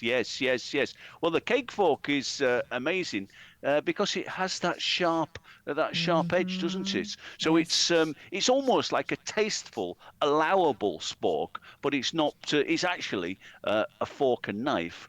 A fife, if you will. A fife. There is one last thing we haven't mentioned, and it's more of a serious point, because each year here in the UK there are 12,000 accidental deaths, but we have 4 or 5 cutlery-related fatalities each year. And I think one of the dangers lurking in the kitchen is the dishwasher. You guys got dishwashers? You fancy Yes, enough? I do, yeah. And have you noticed how the forks and the knives are always pointing up? You've got a slippery floor there. You've got your fairy liquid on the windowsill there, or in your kitchen cupboard. We're talking soapy water. You slip your trip, those forks and knives could end up somewhere very painful. So when you're loading and unloading your dishwasher, please take care. Wise words. Great way to end. Ian, where can people find you if they want to get more of this stuff? Well, Mrs. Crawford, by accident, has booked me in at 1 or 2 comedy festivals so I can do my training. Okay. But by mistake, she's done it during the time some comedians are there. So I will be up at the Edinburgh Fringe this year, certainly at week 3. I'll even be at the Rick Mail Comedy Festival in, this is the first Rick Mail Festival in Droitwich Spa in June. And look out for me. I always say check local press for details. You know, just under the advert for a second-hand bike and all and somebody to cut your grass. That advert, Then look out for that. Otherwise, search Ian Crawford, cutlery safety expert, and you will find me. I am on TikTok. I'm on a little bit of Twitter. Somebody mentioned Instagram. I can't see it taking off, but you never know. Ian, it's lovely to meet you. Thank you so much. Good booking, Catherine. I feel so much safer. We've all learned something and we've been entertained. Thank you very much. Think once, think twice, think fork, spoon and knife, and keep up the great work, guys. Love it. See you soon.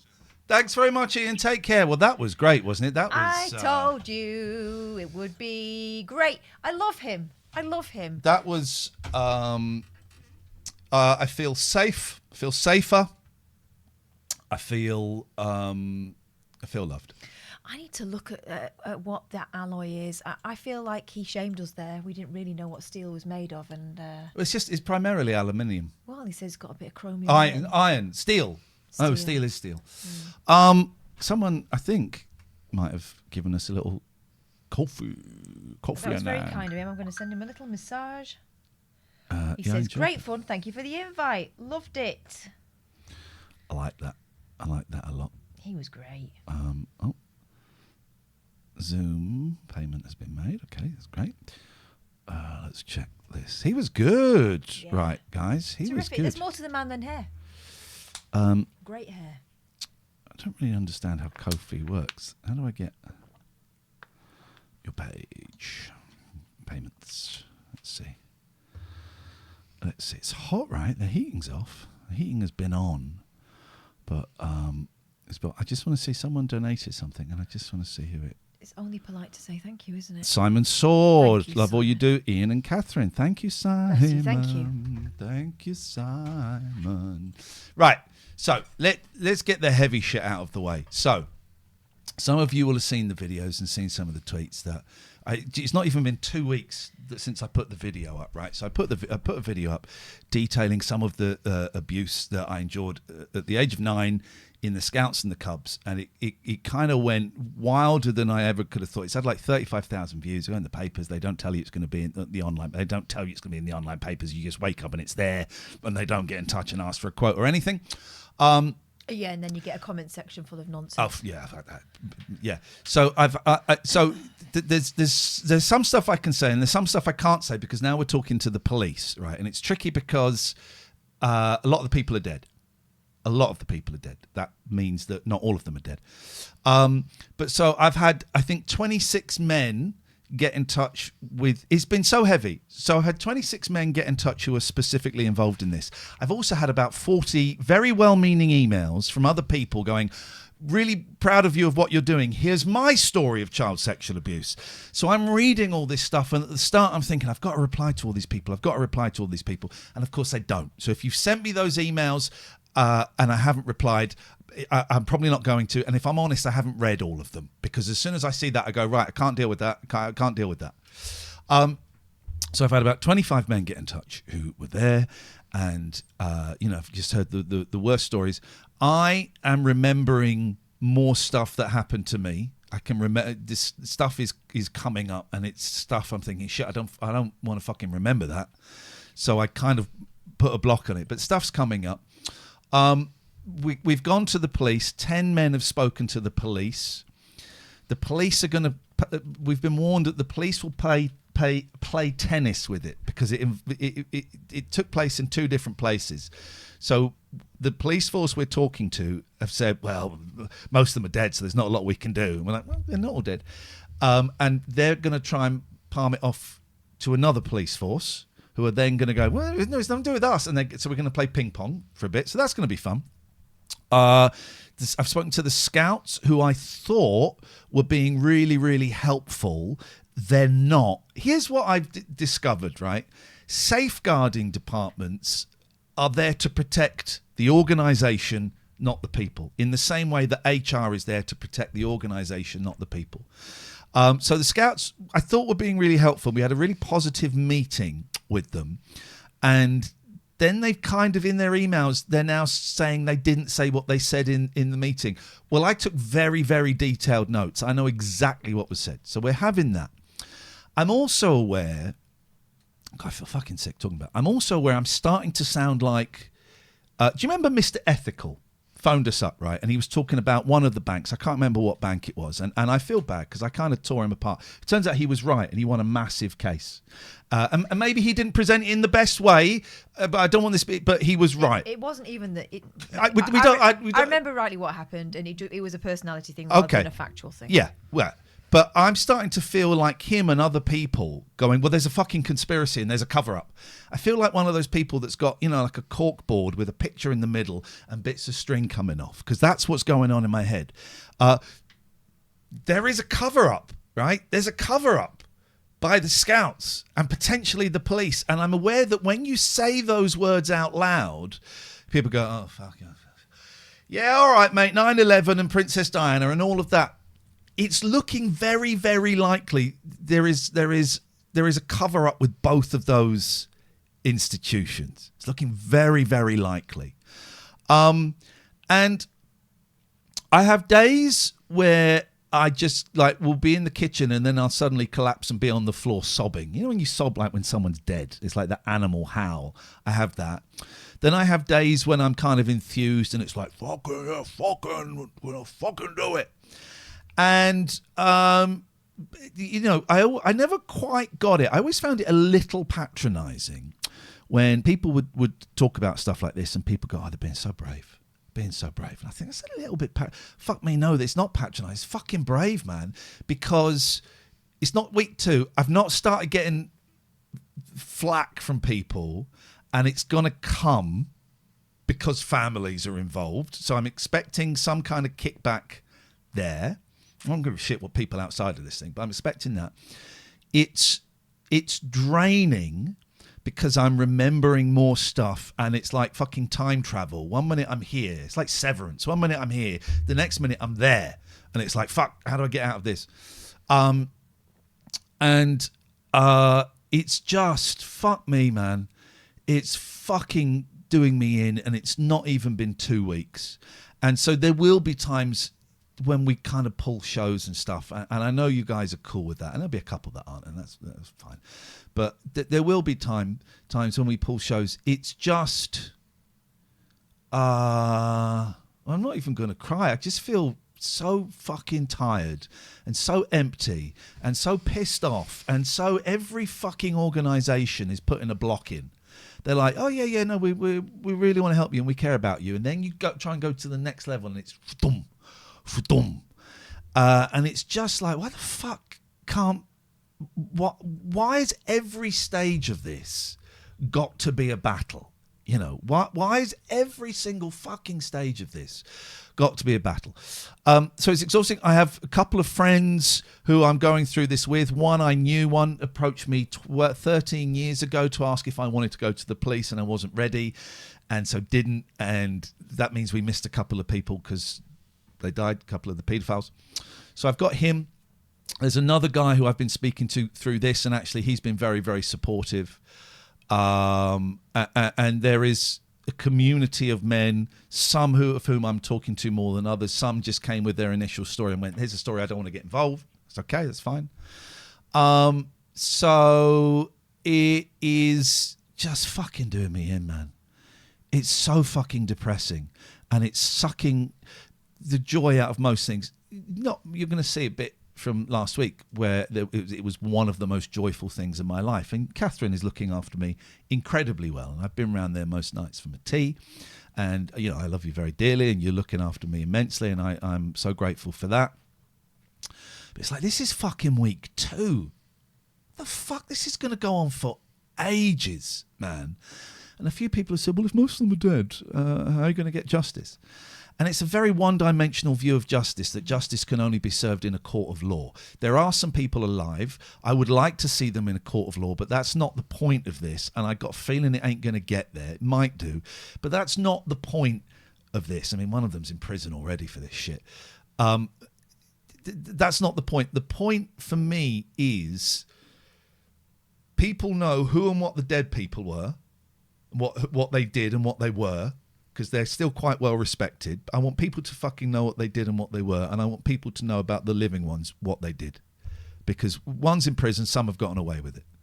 And I just want people to know, and I'm not doing it for money. Listen, if the scouts come and say, here's some money, I fucking take it if I'm entitled to it. But I certainly wouldn't, it's certainly not the point of it. I wouldn't take money if I had to sign an NDA. That ain't happening.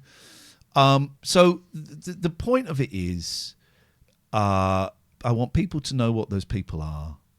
I want if 25 men have got in touch in 2 weeks, then there's going to be, it's potentially, again, it sounds conspiracy, there's potentially hundreds of men involved in this one thing because it went on for years.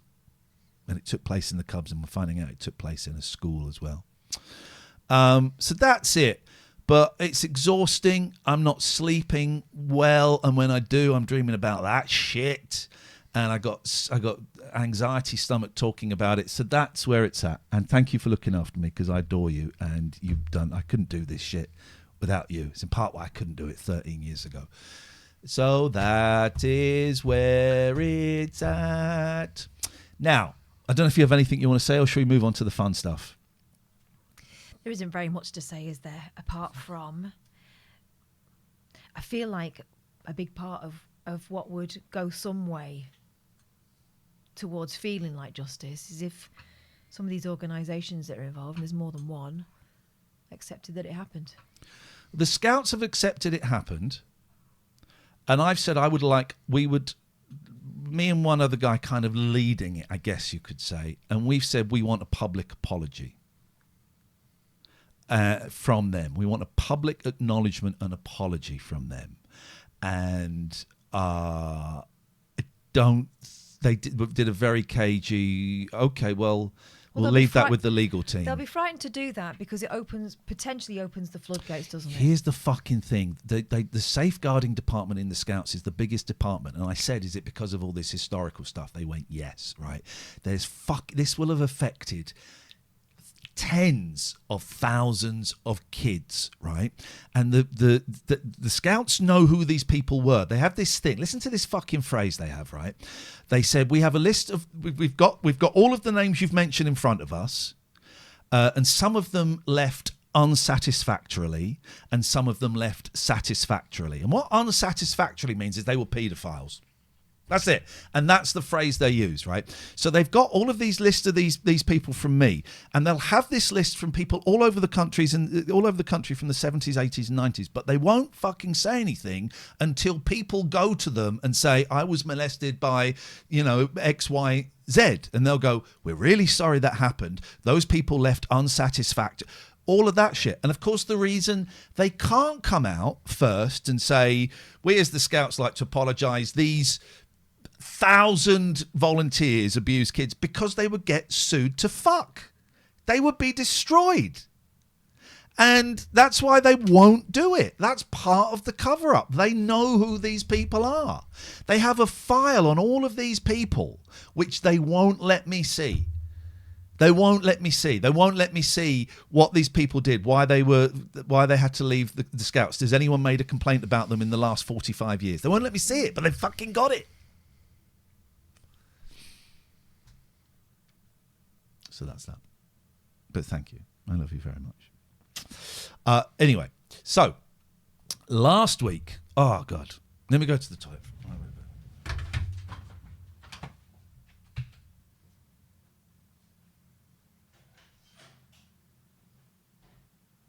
This shit is so hard, and if I know there are people watching this now who were either involved in this or it's ringing bells for you. There's nothing anyone can say to make it not be shit.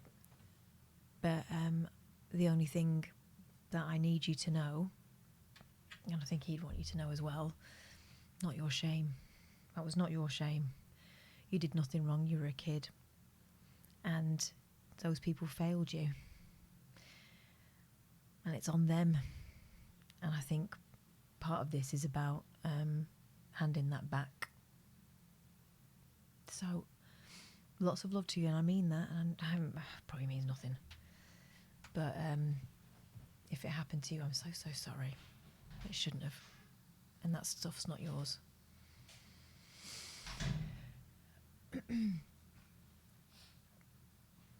It's just horrific, isn't it? Anyway. Right. There we are. Right. So, in other news, last week, so I've been banging on for ages about the Man from Del Monte, right? This band that I was obsessed with when I was 14, my first gig, 14 3/4. 15, 16, 17, and they split up in 91. And I loved them, and they were managed by John Ronson, and they were Manchester. They were big. They played to 2,000-3,000 people at the time. London, they weren't quite so big. Anyway, loved this band, and through a whole series of events. And I can read all of your comments. Thank you. And I'm not going to comment on them because I need to move on, but I read all of them. I thank you for sharing them.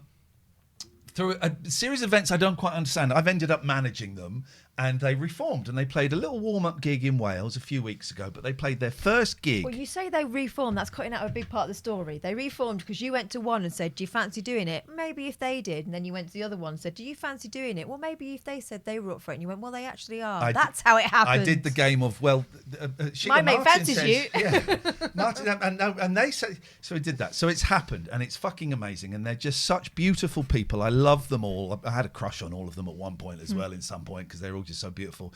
And they I kept saying to them, you have got no idea the noise that's going to greet you when you come on stage. And they're like, yeah. And then they came up on stage and they started crying a bit because it was just this thing. And the first song, it was 500 people, sold out, band on the wall in Manchester. The first song, 500 people singing back at them, and Sheila, the bass player, she physically pushed back by the sound, and this grin on her face. It was beautiful because her 35-year-old son was there, and he was a baby in one of the videos, and he's dancing with her, and he's in tears. It was great, right? I've never been kissed by so many drunk men coming up. I fucking love you, Iain. Fucking thank you so much. It was a stressful day. I thought they were northern. They were from all over the place. That was my northern voice. It was a very stressful day, but it was beautiful. Then they played a smaller gig in an art centre, and then they're playing Manchester Academy 2 in April, which is 900 people. There's only 20 tickets left now. Is that the one I'm coming to? Yes, the one you're coming to. Wait. They're playing one in London on April the 25th, and then who knows what's going to happen. I've asked if they want to book any more gigs. They're not for the moment. They're going to record some new songs. They're going to put a live album out. There's going to be a live movie, all of that shit. And I would like to show you one of the songs that they play. This was filmed at Band on the Wall. It's proper filming. And this, for me, sums up... Oh, I'm pulled out. Hang on. He's pulled the headphones out, guys. Hang on a minute. There it is. We got it. And this sums up the vibe of... Yeah, I got it. Where is it? I got it here, right? Indulge me. Oh, we're going to play the whole thing. Fuck it, right? Because this is just so beautiful. So this is Mike on acoustic guitar. That's Sheila. That's John Ronson. Sat there. Drums is Howard. Howard is 70 on the drums, right? And Martin on electric guitar. And I didn't know this was going to happen, right? So have some of this. Oh.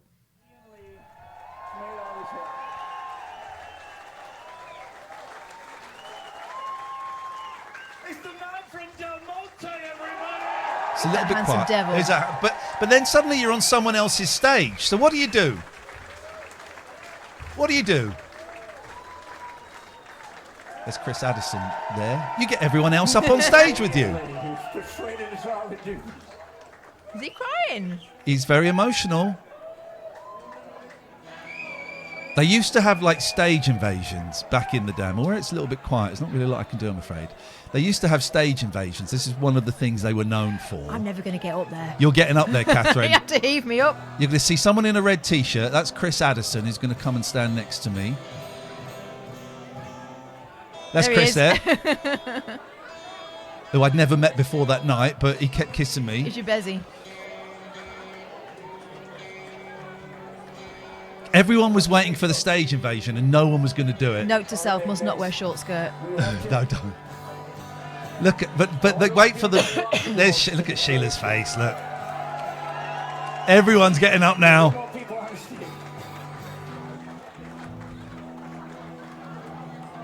I fucking made this happen. You're going to push him off in a minute. It's Howard, he's 70.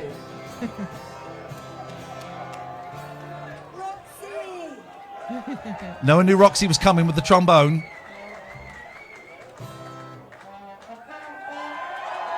Everyone goes mental. Oh, look at that. Great tights. There's loads of pints being waved around. She get out and see her friends, know she stays at home alone. Eats like a bird and drinks like a fish.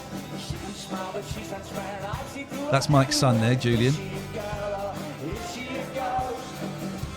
She's the only girl in my world. I am the loveliest boy. Look at Sheila's face. That's her son, Jack, there. You take the earth and the wells and the trees. Will nobody save Louise? She can dance, but she can stand. She will need 100 helping hands. And I am only one small man. She can smile, but she's transparent. I see through her every word. Is she a girl or is she a ghost? She is the Look at that, man. It's funny because a lot of old men climbed up on the stage and now it's just full of teenagers. will nobody save Louise? She won't walk to the end of the street. Too many things she's frightened me. He's loving it, that guy. She won't talk in a public place. Too many people do stare at her ugly face.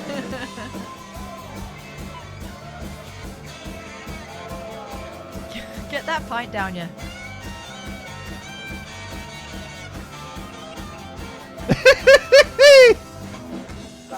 Listen to this. Is that his kid then? Yeah. Oh, look. She is the only girl in my world. I am the loneliest boy. Look to extinction, left of a kind. You say the earth and the wells and the. You say the earth and the wells and the trees. Will nobody save Louise?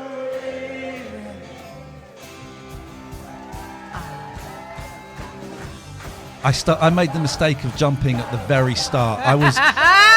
Genuinely thought I was going to fucking die at this You out point. hopping at the back. It was one verse longer than I remember.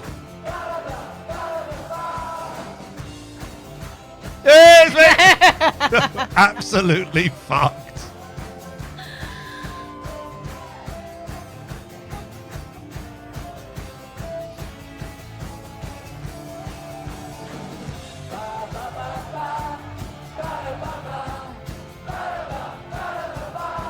The faces. Keep zoning in on different people's faces. It's all joy.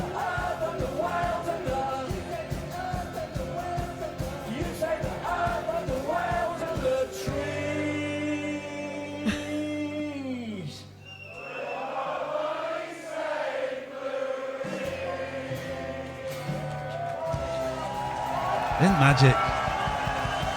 Isn't that magic? That's what it's all about.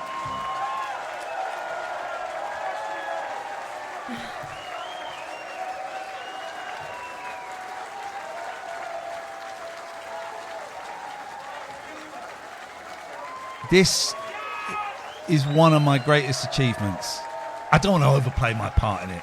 I feel very, very proud that this took place, and it was in part because of me. Then it's loads of people trying to get off stage. It's good, isn't it? Yeah. What was really exciting is he's gone. I'm up there, and I knew this guy was there because I said hello. But suddenly I'm up on stage, and I get a tap on my shoulder. It's my friend Malcolm stood next to me on stage, and he was the one I used to go to the gigs with all the time. And suddenly we're 35, 36 years later, we're stood next to each other, dancing on stage. Perfect. Love it. So that's that. Peter says not a phone in sight. I had my phone out. I had mine out, even though it's been filmed. But it's so many fake. You know, the guy that filmed it brought his whole team. He had about 12 cameras in there. He did it at mates' rates because he loved the band. Beautiful. Right, exactly what was needed. Let's do a bit of El Dorado. I don't know if we can do the whole one. I'm flagging. Can't stomach it. I'm flagging a little bit. Let's do a little bit of El Dorado. How many people have we got watching on YouTube? 'Cause we have big numbers. We have big numbers tonight, guys. Where does it say your switch accounts? View your channel. That's 106. I put a new picture up. 106. Yes, Skype isn't open. Let me open Skype. Skype is open. While it lasts. Paulie D, give me a number. I think it's 52, but give me a number, Paulie D.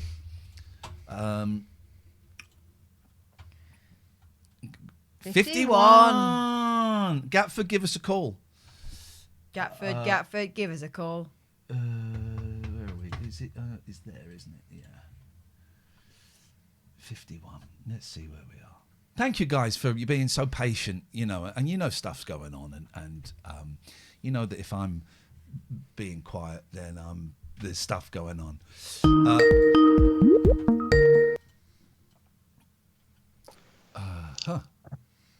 I've got to use up this credit somehow. I don't, but Skype's free. Well, it was a joke. Oh. I wouldn't open with it, mate, and you literally did. Well, I'm not a comedian. Jokes have to be based in some form of reality. Right. Anyway. Well, yeah. But, I mean, I'm not a comedian. That's the cop out. You do a joke, it dies. You go, what have you got there?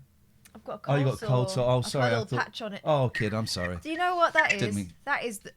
That's when I realise I've been stressed out. Well, you have different ways of it.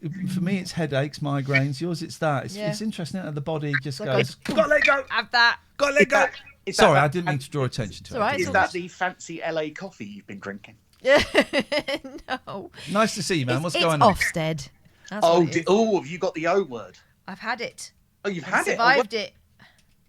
Congratulations. And was it as bad as they say it is? The run-up was worse than the actual thing.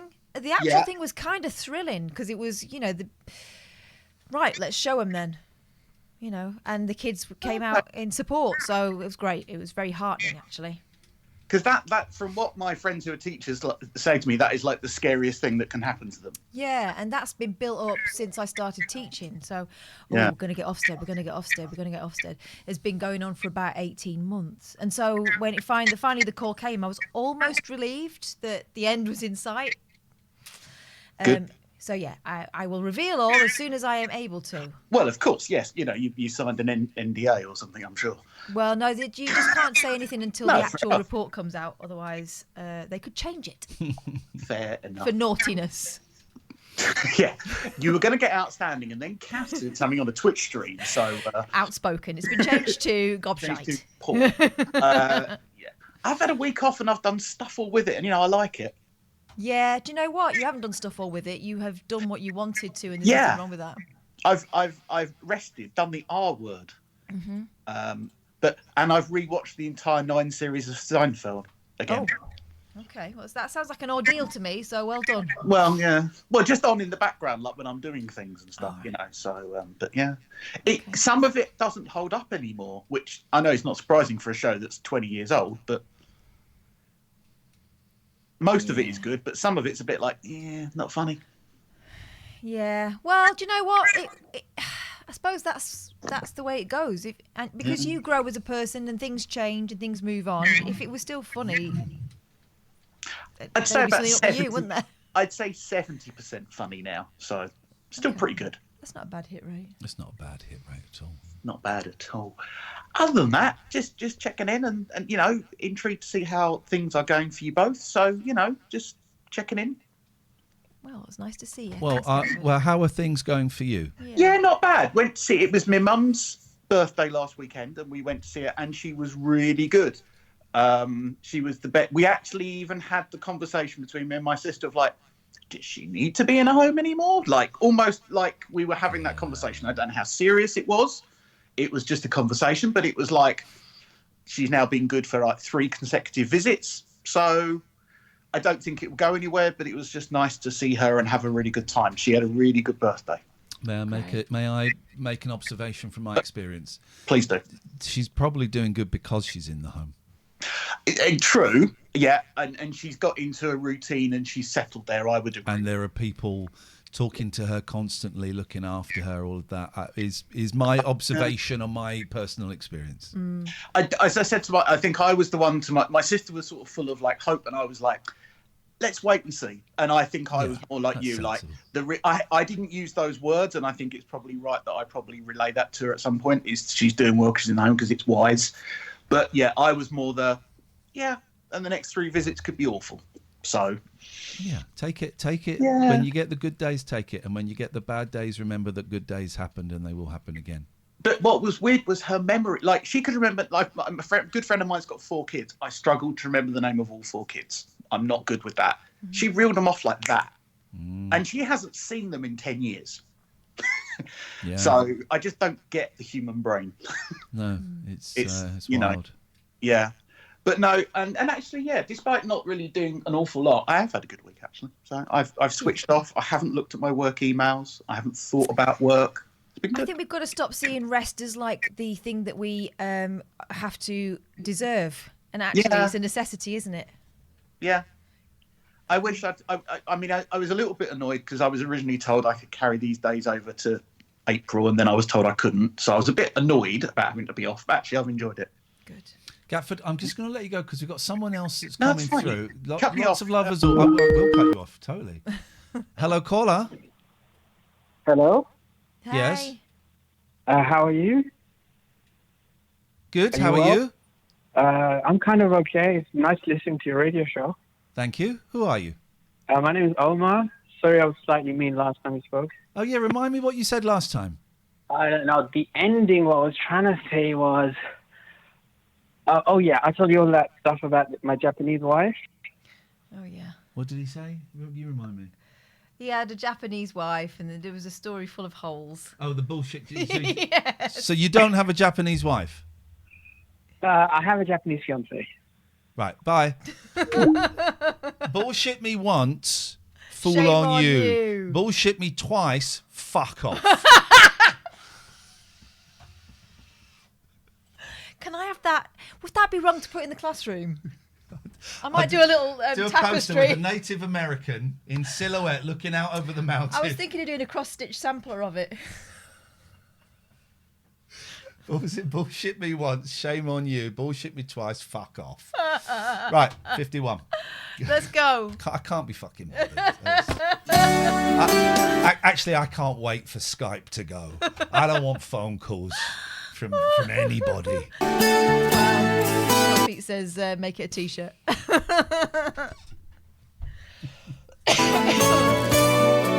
see how far we get with this shit.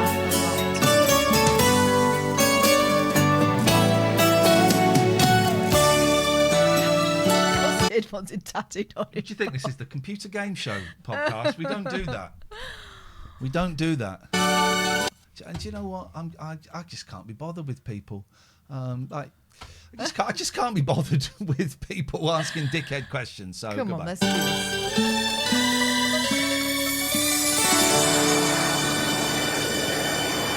Right, if the director's something Prosser, it's the guy that we're going to get on the show. Stephen Butcher! All right, we can go in then, can we? Yes. So what? He's got, Baby Clive has gone back. Did Baby Clive get dropped off at the photo? The fuck is he doing there? Oh Mr. Yentop. Why you do this? Why you do this? It's so very wrong. So is he such a bad man? He says, "Oh, Mr. Yentop." Can we let's find that? 'Cause if you'd have watched the show a couple of weeks ago, you'd have seen it. I can find it pretty quickly. Oh God, that's so funny. Oh, Mr. Yentop.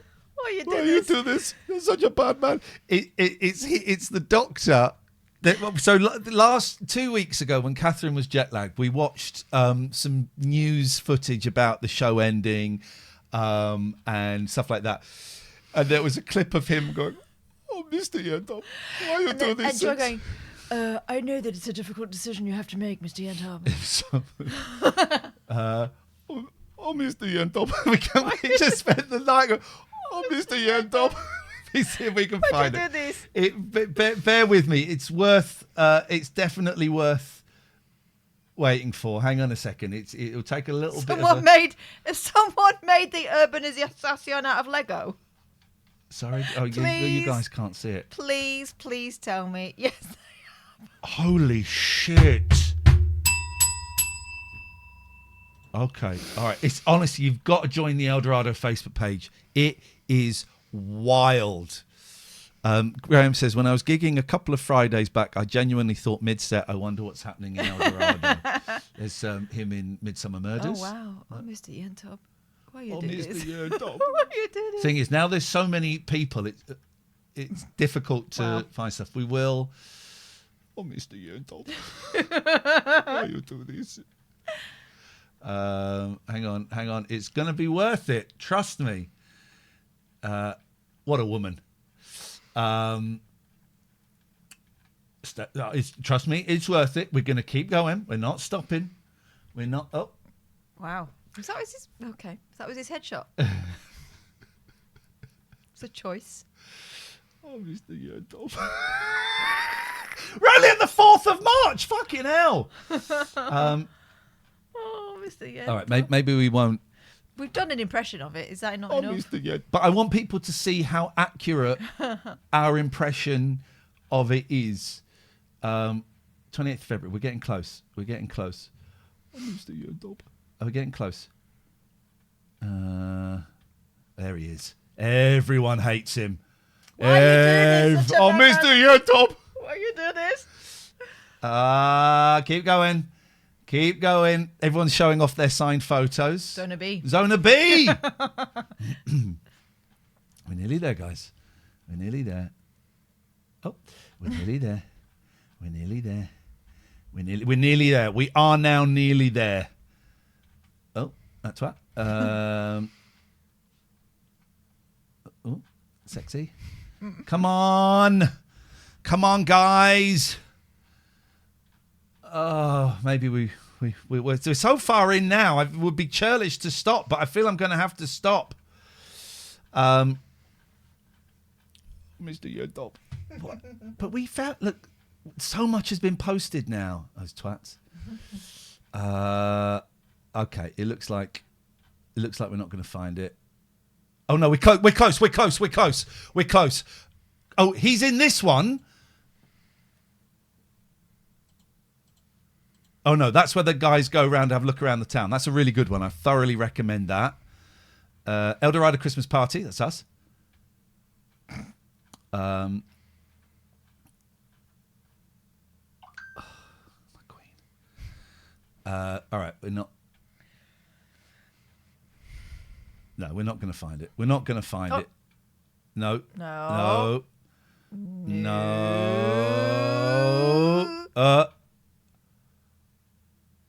This could be.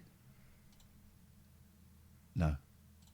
Although this looks good. This isn't it, but it looks good. Last day of filming in Spain in what appears to be 1932, the quality of this film. Filmed on a potato. I will be having that at some point. No, we're close. We're not. No, but he's here. Look, he slags off Spanish TV. No, it's only the dogs. The dogs. They are. What's the word for pretty much everybody which tours around the old El Dorado set. And yesterday I was talking to some of the tour visitors, and the one name that kept on coming out was Franco Ray, and how handsome he is, and how sexy he is. Well, I don't know. You can ask him. She's going over the top, isn't she? She's going over the top. I think we're getting close to it. Franco. We're getting close. He's the Carl Kennedy of the piece, isn't he? Oh, I remember this bit. Yeah, we're close. We're close. Oh, that's the weird interview that we never got around to watching. We're getting close, guys. Oh, God, I'm going to have to bail because even I'm getting bored. That's not it. We're so close. We're so close. Those are the trailers. We're so close. That's Jerry with the guy that wrote East is East, right? We're getting close. Is that who she's married to? Yeah. We're getting close. All this, so it's literally a 4-second clip of the Spanish doctor going, "Oh, Mr. Yerdop." Here we go. Here we fucking go. Officially today. The last programme won't be shown. Try to save the show. Eventually, some of the won't be entire programme. What? Here we go. Look.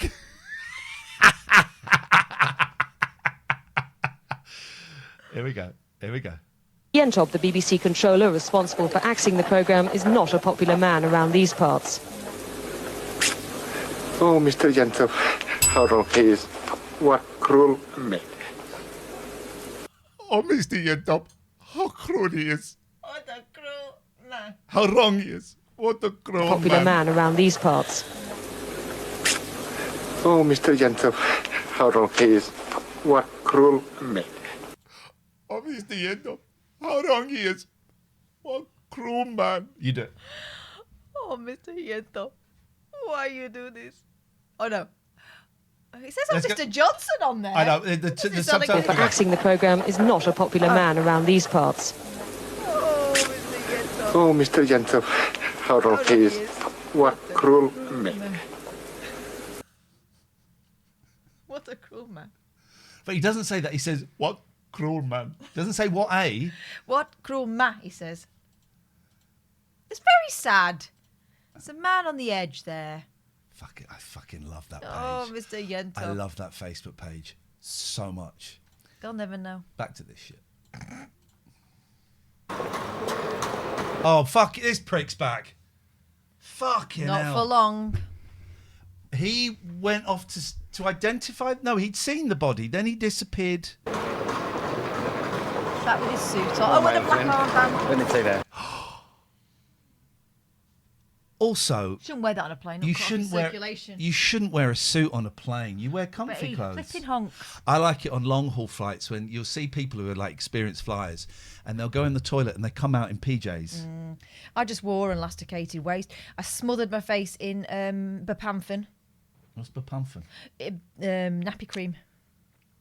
I was moisturised. How was your journey? It was great by the time I landed. He's still got the black armband on. That's wild. Okay. At least your plane Queen wasn't Victoria. late. And how was England? You can tell me about that in the car. How was England? You can tell me about that in the car. Oh, Mr. Yentop. Why you do this? What cruel man. And who's this? Oh, I bet she's the horny old lady's daughter. Okay, let's proceed. No, she's someone. Los Barcos. Los Barcos. We don't get these kind of shots. Countryside. Delis says, what will we watch when there's no more El Dorado? Well, let me explain a few things, Delis. This is 51 of about 160 episodes. Let's not We think about started watching it August the 12th. Get this, 2023. We ain't never running out of El Dorados. And if we do, we start again.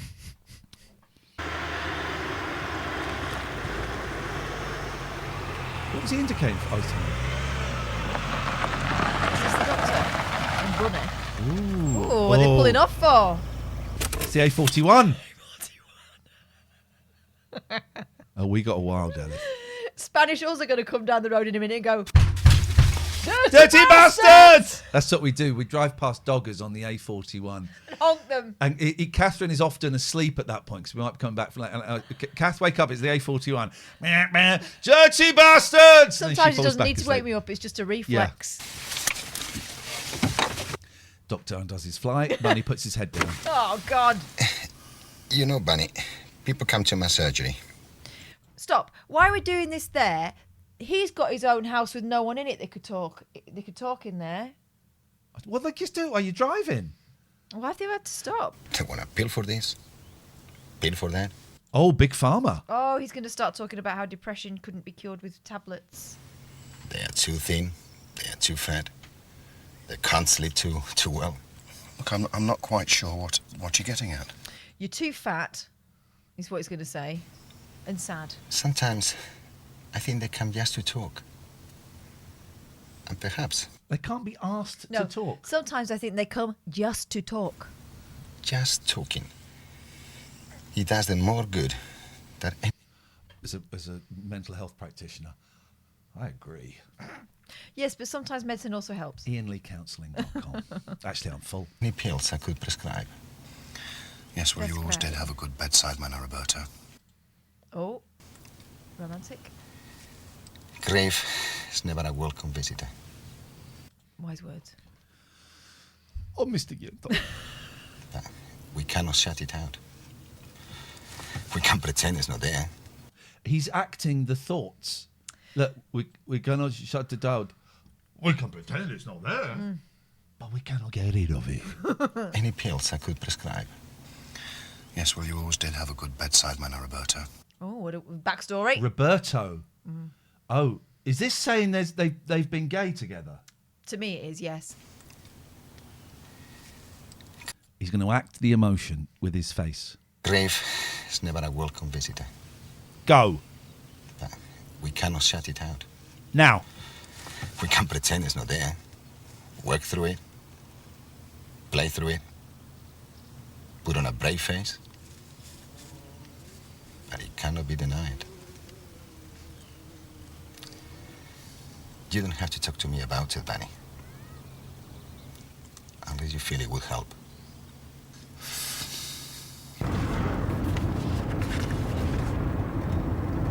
She's got printouts. She's the new producer of El Dorado.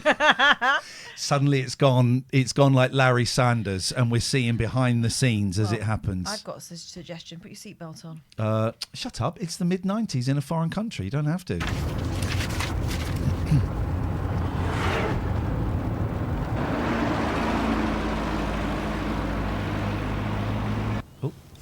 Do you think I'm a bad man, Roberto?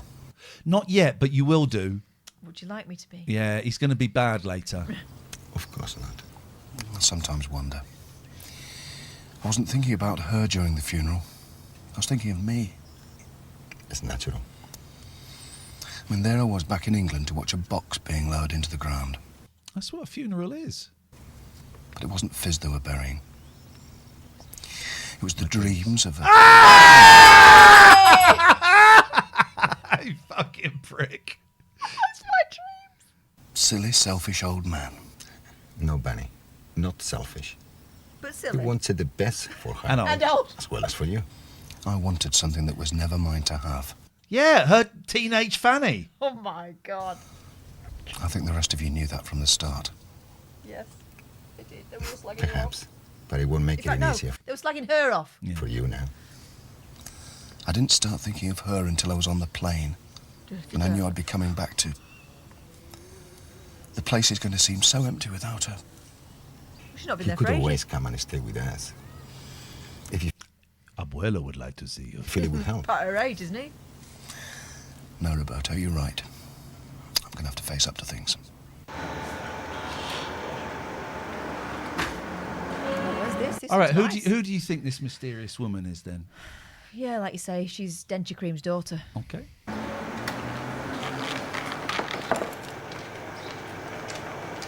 Ooh, she's haughty. She's haughty. You don't expect me to carry my own bag, do you? We've not seen this before. We have seen this hotel before. That's where they didn't have sex. You're right.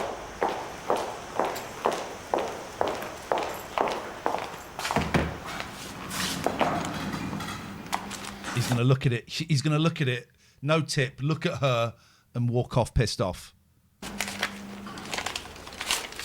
Keep the change. Oh, I was wrong. I misjudged the lady. I misjudgeth the lady. Good morning, man. I have a reservation. And no microphone by the sound of it. Hang on, look how loose his cast is. It has been all the way. He's holding it on with his fingers. Tricky reckons it's Tandy's ex. Keep the change. Not the No, pregnant she was one. blonde. Good morning, man. I have a reservation. Good morning, I have a reservation. Look how loose that is. He can get a knitting needle down that and give himself a good scratch. Have you ever had one of those? No, I've never broken a bone. When you take them off, your arm stinks. I know, 'cause- all your skin peels off. Yeah, I know. Kim is always breaking his bones, and he stinks either way. Oh, please don't, darling. You'll end up breaking more than you wash. Just thought I ought to make myself useful. Well, you don't have to. Fucking size of that thing.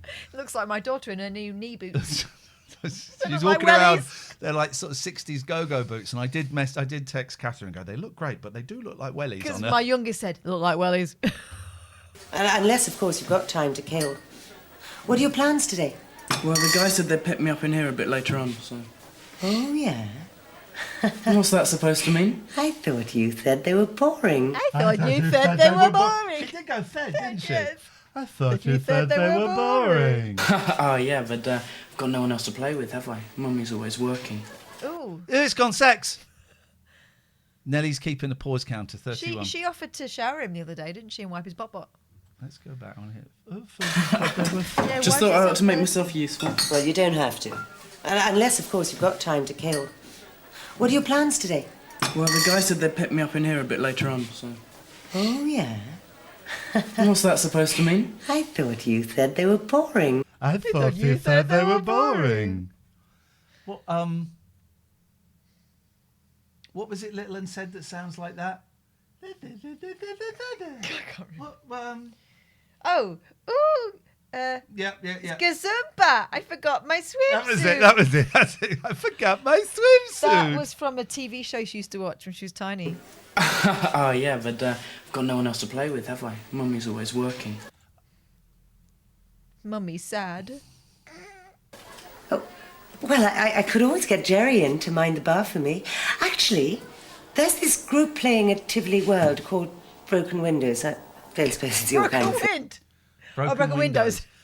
Why is she being all flirty? Look what don't she know. does with her yeah, hand. but I've got no one else to play with, have I? Mummy's always working. Look at her. Well, I could always get Jerry in to mind the bar for me. Actually, there's this group playing at Tivoli World called Broken Windows. I don't suppose it's your kind of thing, really. Coquettish. That is, isn't it? Cream horns, anyone? Says Elsid. Broken Windows. It's a bit 70s. 60s. So you've heard of them? Yeah, of course. They did that song, Out of the Rain. They split up in the 70s. Oh. Is Broken Windows a real band? Out of the Rain. Let's find out. Broken Windows, Out of the Rain. If you have broken windows due to rain, all right. Call a professional. Broken Windows band El Dorado. Liz Jones and Broken Windows. No, it's something different. Okay, guys. Okay, They've made it all for the purposes of drama. Got back together recently to cash in on the nostalgia bit. My son's a genius. My son said of Broken Windows. Look at her face. Anyway, I don't suppose it's your sort of thing, huh? Oh, you're joking? I'd love to go. It'd be great. Good. G&T twice, please, Joyce. Oh, make mine a mineral water, please. Put a fucking lens cap on that camera, mate. It's really making me anxious. Are you okay? Still a bit worse, if anything.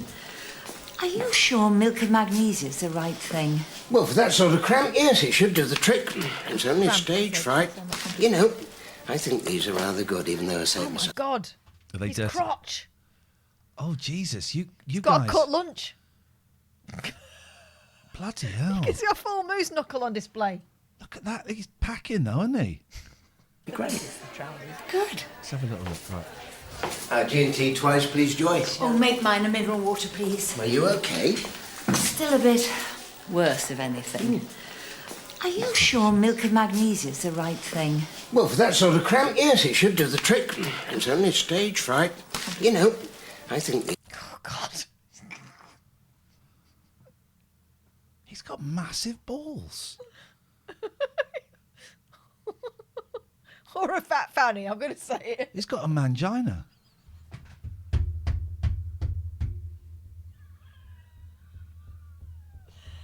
Ouch. Surely that seam is cutting him in half. These are rather good, even though I say it myself. Well, I think they're terrific. And Philippe ought to be paying you for them. Oh, he took... he was doing pictures, but they didn't want Nessa in. Who's this? That'll be Lux. Hello, Lucky. It is. It's his. It's Lux. You come up here, darling. Come on, my baby. You get to see Lucky's tail. Hello, baby. Everyone's a bit unsettled, aren't they? Everyone's a little bit unsettled because of Lucy Apple. No, don't be ridiculous. I'm an amateur. What do you think, Joy? Philip's using all of Stanley's pictures for his You advertising. see Nellie's comment. Go on. You read it. At his age, it'll be all bollock. Don't make me be Nellie's voice. That man has a lot of faith in that seam, says Jenna. I'd say that's got to be worth a few free tennis lessons. Oh, at least. Although from what I hear, you'll be lucky to get a free roll of film out of Philippe. Oh, really? I didn't know he was that mean. I suppose he's got to find the money for all of Isabel's wardrobe. Right. Some old fucker walks in with pennies, coppers to pay for his drinks. No, mate, out. Out. I bet he's got one of those purses that was sort of horseshoe shaped. From somewhere. No, I don't mind. I enjoyed it. Come on now. Have you been robbing piggy banks? I thought this might be the ideal opportunity. To do what? To phone home, of course. Stanley, I thought we said that... You said you would sleep on it. I was just being silly. Oh, let's forget all about it, eh? Until the next time. I really think you should make contact. Put your mind at rest. One way or the other. He's back home with his PC. And we all know what's on his hard drive.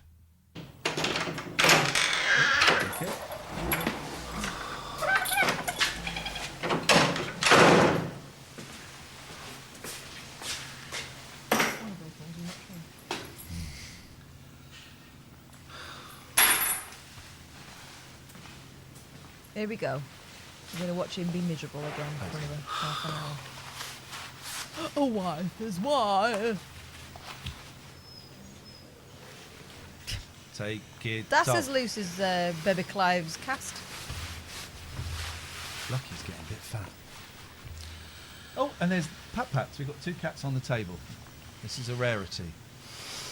Oh, the grieving period is over. He's back on the market. Come on. In fact, I think he has. He's doing it there. Look at that face. Hello, What's he doing with that armband, guys? Dirty boy. So, when do you want to go then? To see Broken Windows at Tivoli Gardens. Tonight, actually, would be best for me. Because that's when they're playing. They're only on for 3 nights. Okay. Clive, seriously, though, only if you really want to. Oh, Mum. I'm really looking forward. Please sing a bit of the made-up song. Please. Okay. Okay. You know, it's Ow. It's a shame Terry isn't here. Sorry, cat. Could have been just like the old days with us going to gigs, you know? Yep. Who's Terry? Terry was her old boyfriend who was a rock star. Just like the old days. You know, it's funny. He was only going on about Broken Windows a few weeks ago. What? Yeah, he's been going out with her ex-boyfriend, hasn't he? He's been going out with her ex-boyfriend. Yeah, and that's not weird. He's been going out with her boyfriend Terry that she used to be going out with in England. Oh, okay. I didn't know you still see him. Sometimes. Oh, right. How is he? Okay. Are we going to get a rock star character? We might. Oh, fucking great. Terry. Oh, I'd love a rock star character. Same old Terry. Well, that speaks volumes. Oh, and which chapter are you interested in? Why is it getting flirty again? Chapter 69. Oh, come on. And what makes you think I'm interested in any of it? I was just being polite. Where's he living now? South London. He's moved to Stratton. What's he got, a flat house? No, just a tiny... And look at her cleaning that table. She's doing absolutely nothing. Now, we know she's distracted, but look. What's he got, a flat house? No, just a tiny flat. I think he's renting it. Is he seeing anyone? Ah, you're kidding. No, still no women in his life. Oh, apart from Eleanor Rigby, Peggy Sue. Oh, God. Maybe Just he's not a rock star. So music. So Only music about girls. Graham, you can probably identify with this prick. And he goes, "There's no just." Rigby, Peggy Sue. Carol. I can't think of any. Sweet Caroline. Oh God, I can't think of any. Julie. Julie. Yeah, but apart from Sweet Caroline and Whoa, Julie.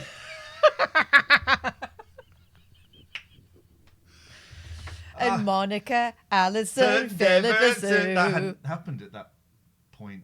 Feels like it did. All right. That. Stacey's mum. Okay, right. Thank you, Nelly. Roxanne. Let's get back into this awkward conversation. Maria. And Long Tall Sally. Yeah, and the rest. Long Tall Sally. That was it.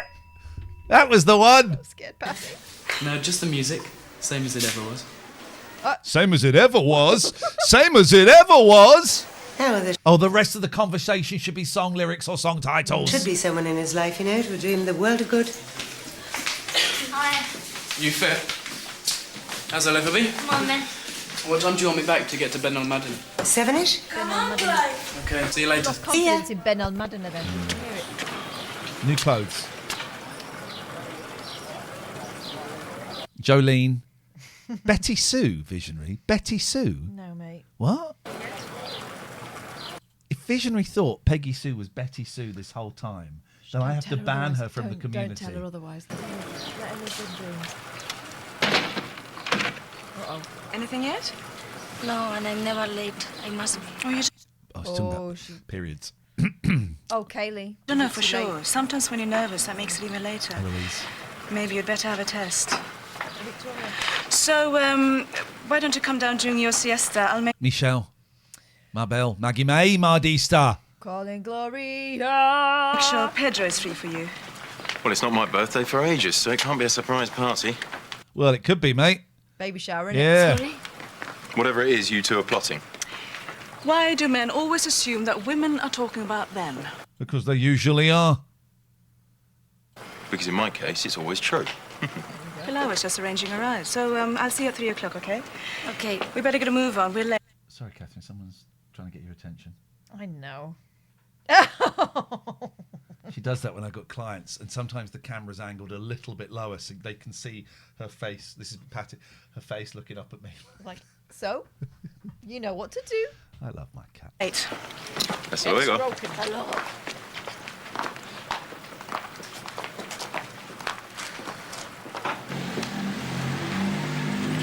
Ow.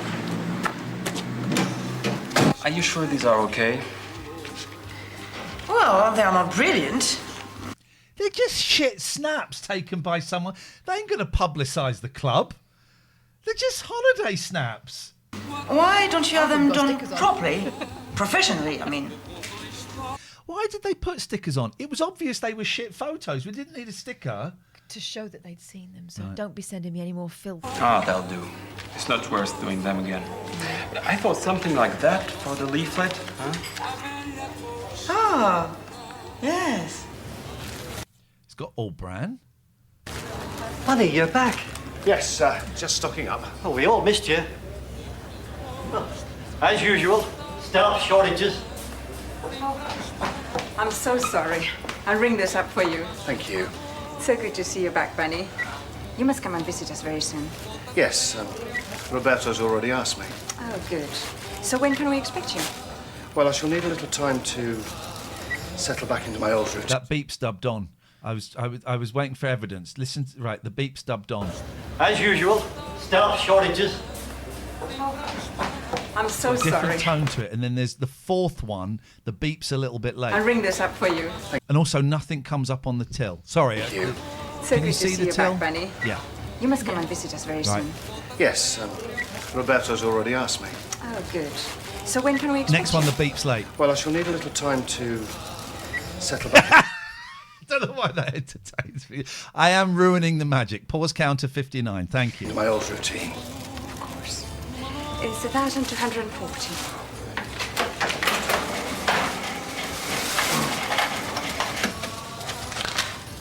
But don't leave it too long. It's not good for you to be on your own too much at a time like this. Oh, don't worry, Rosario. He's in safe hands. I'll take you for a cup of coffee, Bunny. Look at Snowy's saggy pocket. Sounds like you're talking about Abuela. No. Here you go, close up. I'm sorry I'm late. Are you all right? Yes, I'm fine. I'll take over.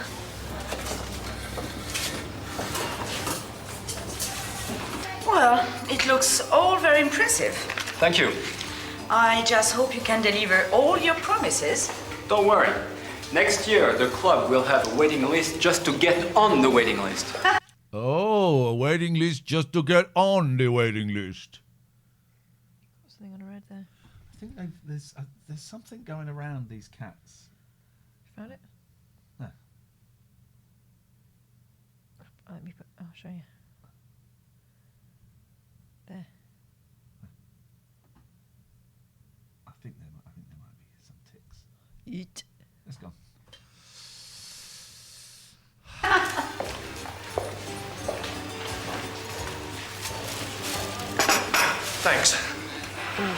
those machines with the little balls of... What are they called in Japan? Not Gumbas. Gumbas is Nintendo. What are they're called? So, how was it? I don't really want to talk about it. Oh, Bunny, you've got to talk about these things. Of course not, but... Tell me about Las Terrazzas. Who's not speaking to who? Is there any scandal? Las Terrazzas, the that's young- the urbanisation. The young lads are going mental, literally. You don't want to hear about all that. But I do, Snowy. I do. That's exactly what I want to hear about. Come on, you must have something juicy to tell me. Oh, but a funny thing did happen while you were away. I got myself into a bit of trouble with Dr. Webb's wife. Snowy, I'm surprised at you. What happened? Oh, yeah. She found him asleep on the sofa, didn't she? I've just spoken with Trina on the phone right now. What did she say? I've just spoken to Trina on the phone right now. What did she say? I don't know. We couldn't make it out. That's why she's not in it anymore. Well, she hasn't changed her mind. Who's Trina? His daughter. They had to keep dubbing. Oh, yeah. She's determined to stay.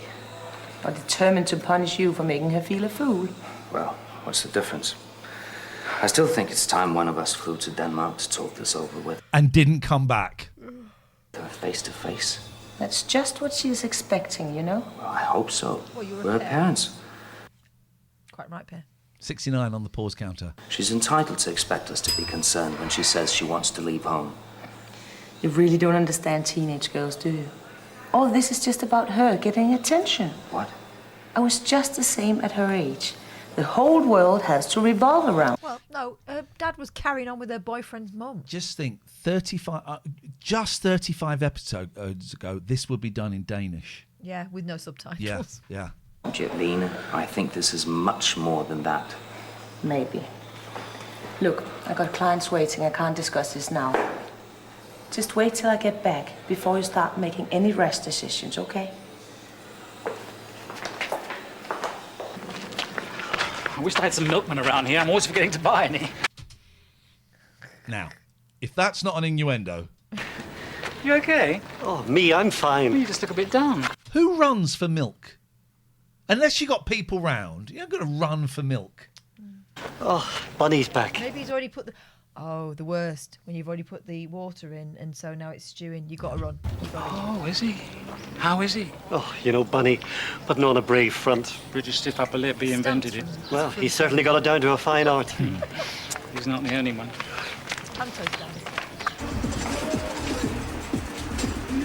Why is he taking pictures of kids now? He's just taking pictures of kids. And then another one without them knowing.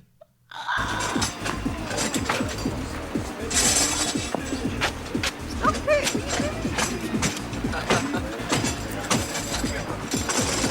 They sent you to do this, didn't they?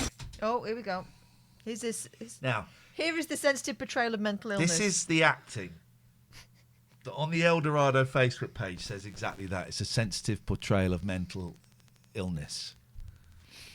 I beg your pardon? It's all right. You don't have to answer. I know what's going on. I'm afraid you've lost me. I know their game. You can tell them that from me. I'm sorry. Who exactly? That's how funny. That's how I know if a client does scratches like that, I know we're in Like big a trouble. primate. Yeah, we are in a big trouble. Are we talking about?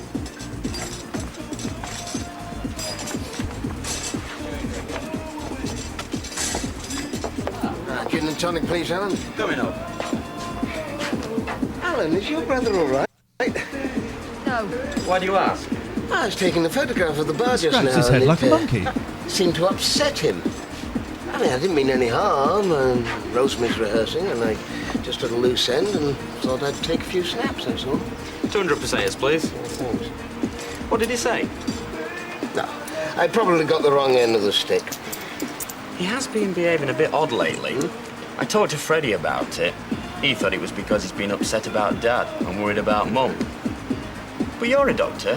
What do you reckon? Do you think it could be something more serious? No, I don't think there's anything to worry about. I mean, grief takes different people different ways. So, what did they say when you told them? Oh, it was all right. I thought they'd be really heavy, but they just said they'd think about it. Actually, they're just glad to get rid of him. Sorry? I can't imagine my parents being like that. Yeah, well, you don't need... Diesel. N-Coast Longshoreman. Diesel, Continental. We save all lives. Let's get away. You've got your freedom. We serve all lives. Harsh we says, serve all lines. KWS, please don't go. Yeah. So where are you going then? Oh, I'm not sure. Oh, he's still talking about going away. Just fuck off. But one thing I do know is I'm not staying here. And I'm definitely not going back to England. Right. Here's when you make a... right. When I was in Pakistan and I was playing Christopher Lee's double and I would be him in the background with a mask on and he would be in the foreground acting, right? And one of the first things scenes I had to do, I was very, very nervous. First things I had to do was Christopher Lee is talking to Shashi Kapoor right up front and I'm a ghost of Christopher Lee playing pool in the background, right? So I'm playing pool and within 30 seconds they were stop, Iain, we can hear you. Can you hit the white ball but don't hit any of the other balls because it makes a noise? John bloody Virgo. Yeah, exactly. Because it makes a noise, right? When you're doing this, you're shooting like, right, don't move your arms, but don't fucking play the football. Don't play it because it's too much noise. Move your arms. We'll dub something on a little bit later. But once you've got that, you're stuck in it. Yes. You're not much of a recommendation for coming out here. Were you thinking about it then? Maybe. Well, it's different for you. You'd at least have made the choice. Hey? We didn't actually have any say in the matter. Yeah, one day your parents had this dream, you know. The great master plan. The next... Ooh, that language is a little fruity. Next thing you know, you're out here living it. And if you don't like it, you'll get the new European bit. But they're not Europeans at all. Each person brings out their own little piece of England with them. Or France. Yeah, it's the same with everybody. Not to me. Yeah, but I mean, you've still got to put up with the rest of us, though. No, that's true. There's expats out here who've spoken nothing but English. They've got English clubs, English societies. They can't go to the movies because it's in Spanish, so they sit at home and watch satellite TV. They might just as well be in Bolton. Yeah, but you can go to the movies, or do anything else for that matter. So? So I don't know what you're complaining about. Seems to me they're the ones with the problem, not you. You've changed your tune a bit. I thought you didn't want to be here. Yeah. Well, I'm going to go and see Broken Windows tonight with my mum. Seems to me it makes no difference where you live. It's what you make of it.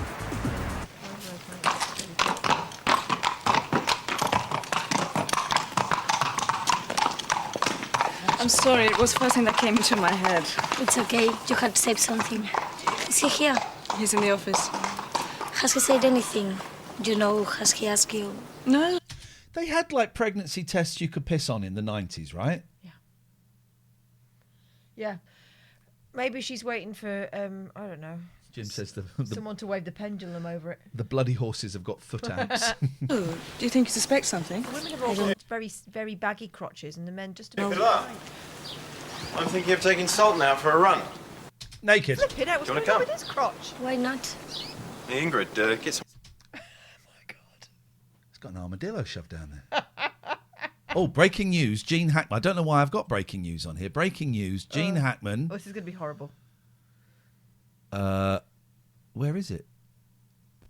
Oh, where is Gene Hackman? Okay, let's... I've got to find it now. Can you not click on it? Well, I just clicked on it and it brought up stuff I didn't particularly want to say. Gene Hackman. Here we go. Cause of death. Revealed. There we go. Found dead. Officials are trying to get to the bottom of it. Officials have declared Betsy died from natural causes, with Jean also showing symptoms of significant cardiovascular disease and advanced Alzheimer's. They predicted Betsy passed away first a week before her husband, according to the results of the investigation. Jean may not have been aware of her part. Well, that's Gosh, that's dark, isn't it? Poor people. That's horrible, man. I want to settle up Sultan and That Pedro, would please. explain why the dog was dead. 2 others survived, didn't they? Yeah, of course. Thank you.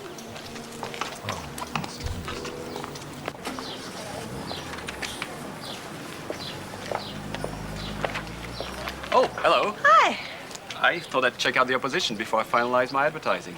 Ah, good idea. I showed it to Isabel. She was most impressed. Good. How is she? Fine. Pale? Okay. He's just worried about Trine. She says she doesn't want to come back. She's bound to be upset for a while. I think she's just taking some kind of silly revenge. Talk about revenge. I once thought how amusing it might have been if You and I, you know. Flipping it, mate. Give it a day off. Good revenge, huh?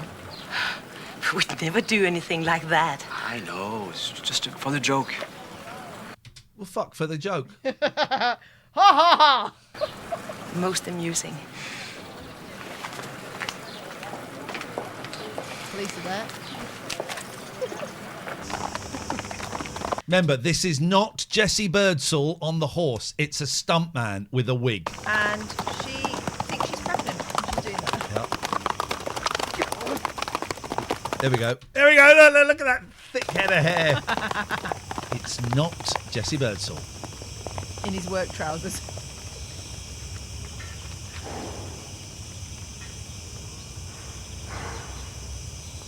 Thank you, Jessie.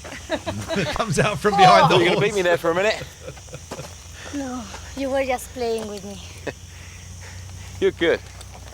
Then you've been riding longer than me, haven't you? He's doing Archer's acting. You're good. As long as I can remember. Must be tired. In my family, everyone learns to ride almost as soon as we can walk. That wasn't the same in yours. No. The only riding He rode like this. I did as a kid was on a donkey on Southend seafront. But Were you if naked you then? had children, you would teach them young. Not something that's likely to happen. I'll tell you what. We give the horses a couple of minutes to cool down. I'll race you back, yeah? If that's what you want. Go on. What the fuck is that? Evening, Javier. Bunny, you're back. Go on. Did you say his line? Evening, Javier. Evening, Javier. Bunny, you're back. Not seen him for a month. Then he's going to turn round. He's going to look at his crotch. Then he's going to look above his head. Then he's going to look to the But side. never at the eyes. Yes, just checking everything's in order for tonight. Of course. Oh, you dirty bastard! He's put his finger in it.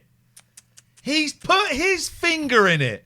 What on earth would Ian Crawford say? Use a spoon. If that spoon goes back in, Spoon I'm sense. reporting them. Spoon sense. It needs to simmer for at least another hour. Just a touch more garlic, I think.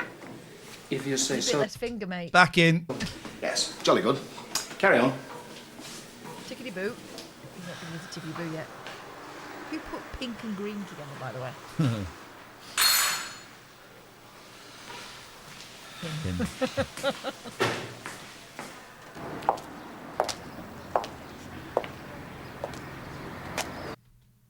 Why so glum? It's definitely Denter Green's daughter. Who are those two dudes? I think they're playing Petanka.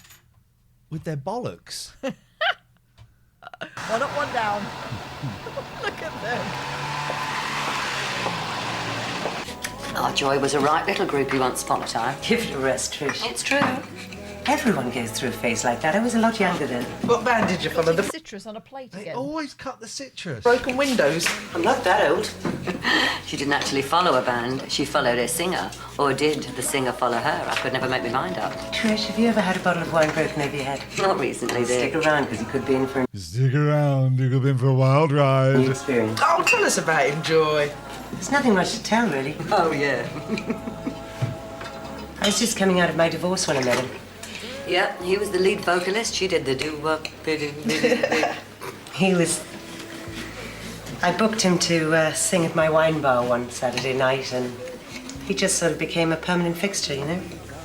Clive adored him, of course. He was wild, totally irresponsible, everything a young boy admires. Introducing the next character. I want a rock star character in El Dorado so much. Played by Nicholas Lyndhurst. Oh. Lyndhurst? Yes. Do you not mean the other? No. I want it Okay, to you be don't mean Paul Lyndhurst. Nicholas. I want it to Okay. be Lyndhurst in a terrible wig. As if you disapprove. Hey guys, what's going on? You know, it's great to be here. Yeah. Too much, either, dear. No, but I should have known it couldn't last. Right, what went wrong? He just came in one night, said he'd met some mates and was off to the States. So, it was on with a backpack and he was gone. Well, why didn't you go with him? He didn't ask me. Lucky old me, eh? The trip was a complete disaster. He came back with a suntan, few new lines of chat, not exactly a superstar. Made no difference to Clive, of course. He could see no wrong in him, so just decided to give it a go for the boy's sake. Just for Clive's sake? We made a lot of new plans. Actually, you know, it was his idea to come to Spain and run a bar.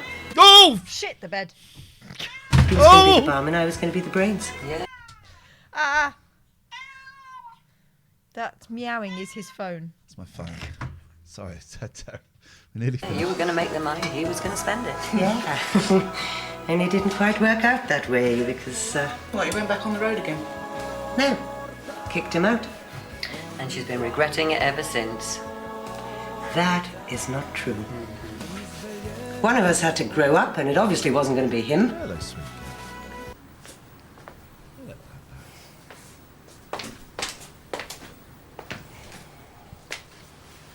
I thought we were going to discuss this first. Not much point. I gotta go. Bye. P.S. This is Joy's real life husband. You think it would Were they married at this point? I don't think be better if I went? I'd like to go. Look, this is all my fault. This whole thing. I made a fool of myself and it rebounded on Trina. That's where she's gone. He's taking some cassettes. He's got some cassettes to put in his suitcase. So I gotta be the one who tries to get her back. Where are my tapes? I want to take my tapes. When are you leaving? My book and my Pringle jumper. And my tapes. Close the shop for a couple of days. You'll be okay, won't you? Of course. You know, I'm sorry about this whole thing. I know. I don't suppose you'll forgive me. That's not the point. I've accepted it. And now I'm going to have a very awkward affair with Flea. Can't change what's happened.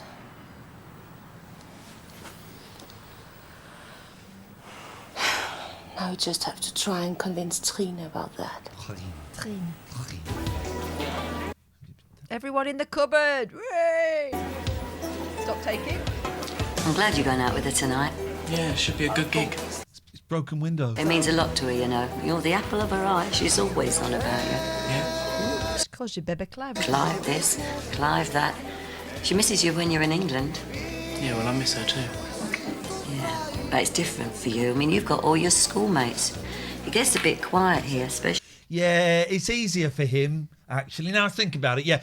It's easier for him than it is for in boarding her. school, yeah. Yeah, it's easier for him. Especially in the winter, when you've got no one to share things with. Well, she's got you, hasn't she? Some people might say that was a mixed blessing, dear. Anyway, she seems to be keeping herself pretty busy, what with the bar and everything. Yeah, well, you know your mother. But if you ask me, she does get a bit lonely. Well, no, you think she would have said something to me about it if she was? Well, I would have thought that you'd be the hardest one to tell. Also... She's supposed to look after him, not the other way You around. ready, Clive? Yeah. Good. You enjoy yourselves, eh? We will. Jerry, good luck. I don't like this relationship. It's a bit too intimate. What was Trish on about? Oh, nothing. Are you serious? He's still selling his shirts. It's bankrupt stock. You know, we really mustn't put a no hawkers sign up in this plaza. This isn't on. Live and let live, Joy. You're joking. So you get yourself a really bargain now, Now, one thing you should learn, Fred, What the fuck is she wearing? I think she's worn that before when She they went has, to yeah. the club. is you don't have to carry on with the sales patter once the punter's parted with his cash, okay? You know, I'm not doing too bad. I nearly sold out. Perhaps you would have liked a cut. My way. 4,000 for that. It'll be about 20 minutes, Freddie. Okay. Well, I'll have a drink while I'm waiting. Would you like to buy some shirts? No. That one would really suit you. Looks like we're going to be busy tonight. Perhaps they've all heard you've come back. Maybe. I like the way his sideburns point on what he's looking at.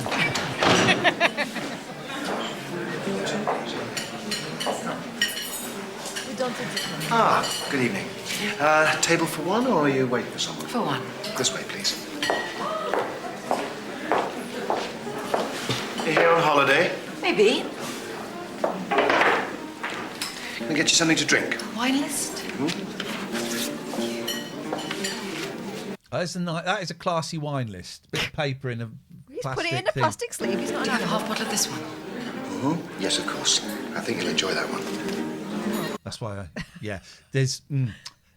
I'm going to say it. It's why I asked for it. So I also think the same. Can I have a half bottle of it? Yeah, hang on a minute. Are you sure you feel up to eating? Oh, hang on. Oh, they're there. Well, that's what we're here for, isn't it? I just wondered. Oh, don't fuss, Stanley. You know I don't like it.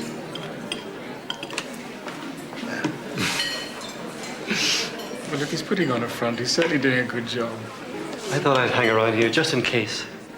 Pause counter 100. Nick is not the breaking down sort. If he needs help, he'll ask for it. I wouldn't be so sure of that. I wish I'd persuade him to come and stay with us for a few days. I have made the offer. Now it's up to Bunny. I think we should let him get through this on his own time. Just because I ran away from my family doesn't mean that I wouldn't like to have children of my own. He'll offer a glass of wine. She'll say no. He'll click. One day. Pilar? Yes. What's got into you? First you start being sick, You cannot pronounce my name right. We've Everywhere. been together for ages. and then you keep going on about families and kids and stuff. You're not pregnant, are you? Of course not. Good.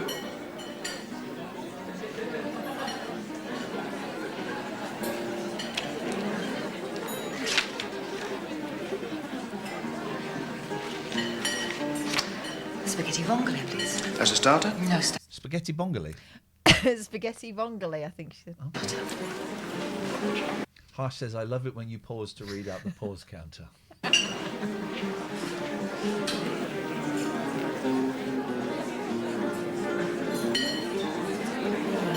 Is she Bunny's and the Doctor's child?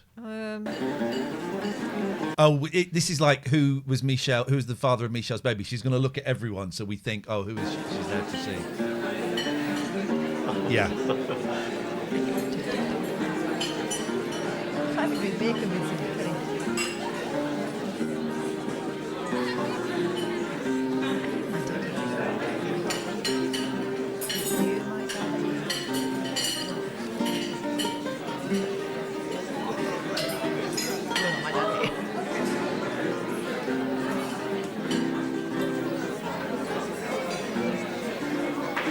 Then she looks over and she sees herself as an old man, and she becomes the old man. Then she looks over and sees herself as a baby. That's the end of 2001: A Space Odyssey.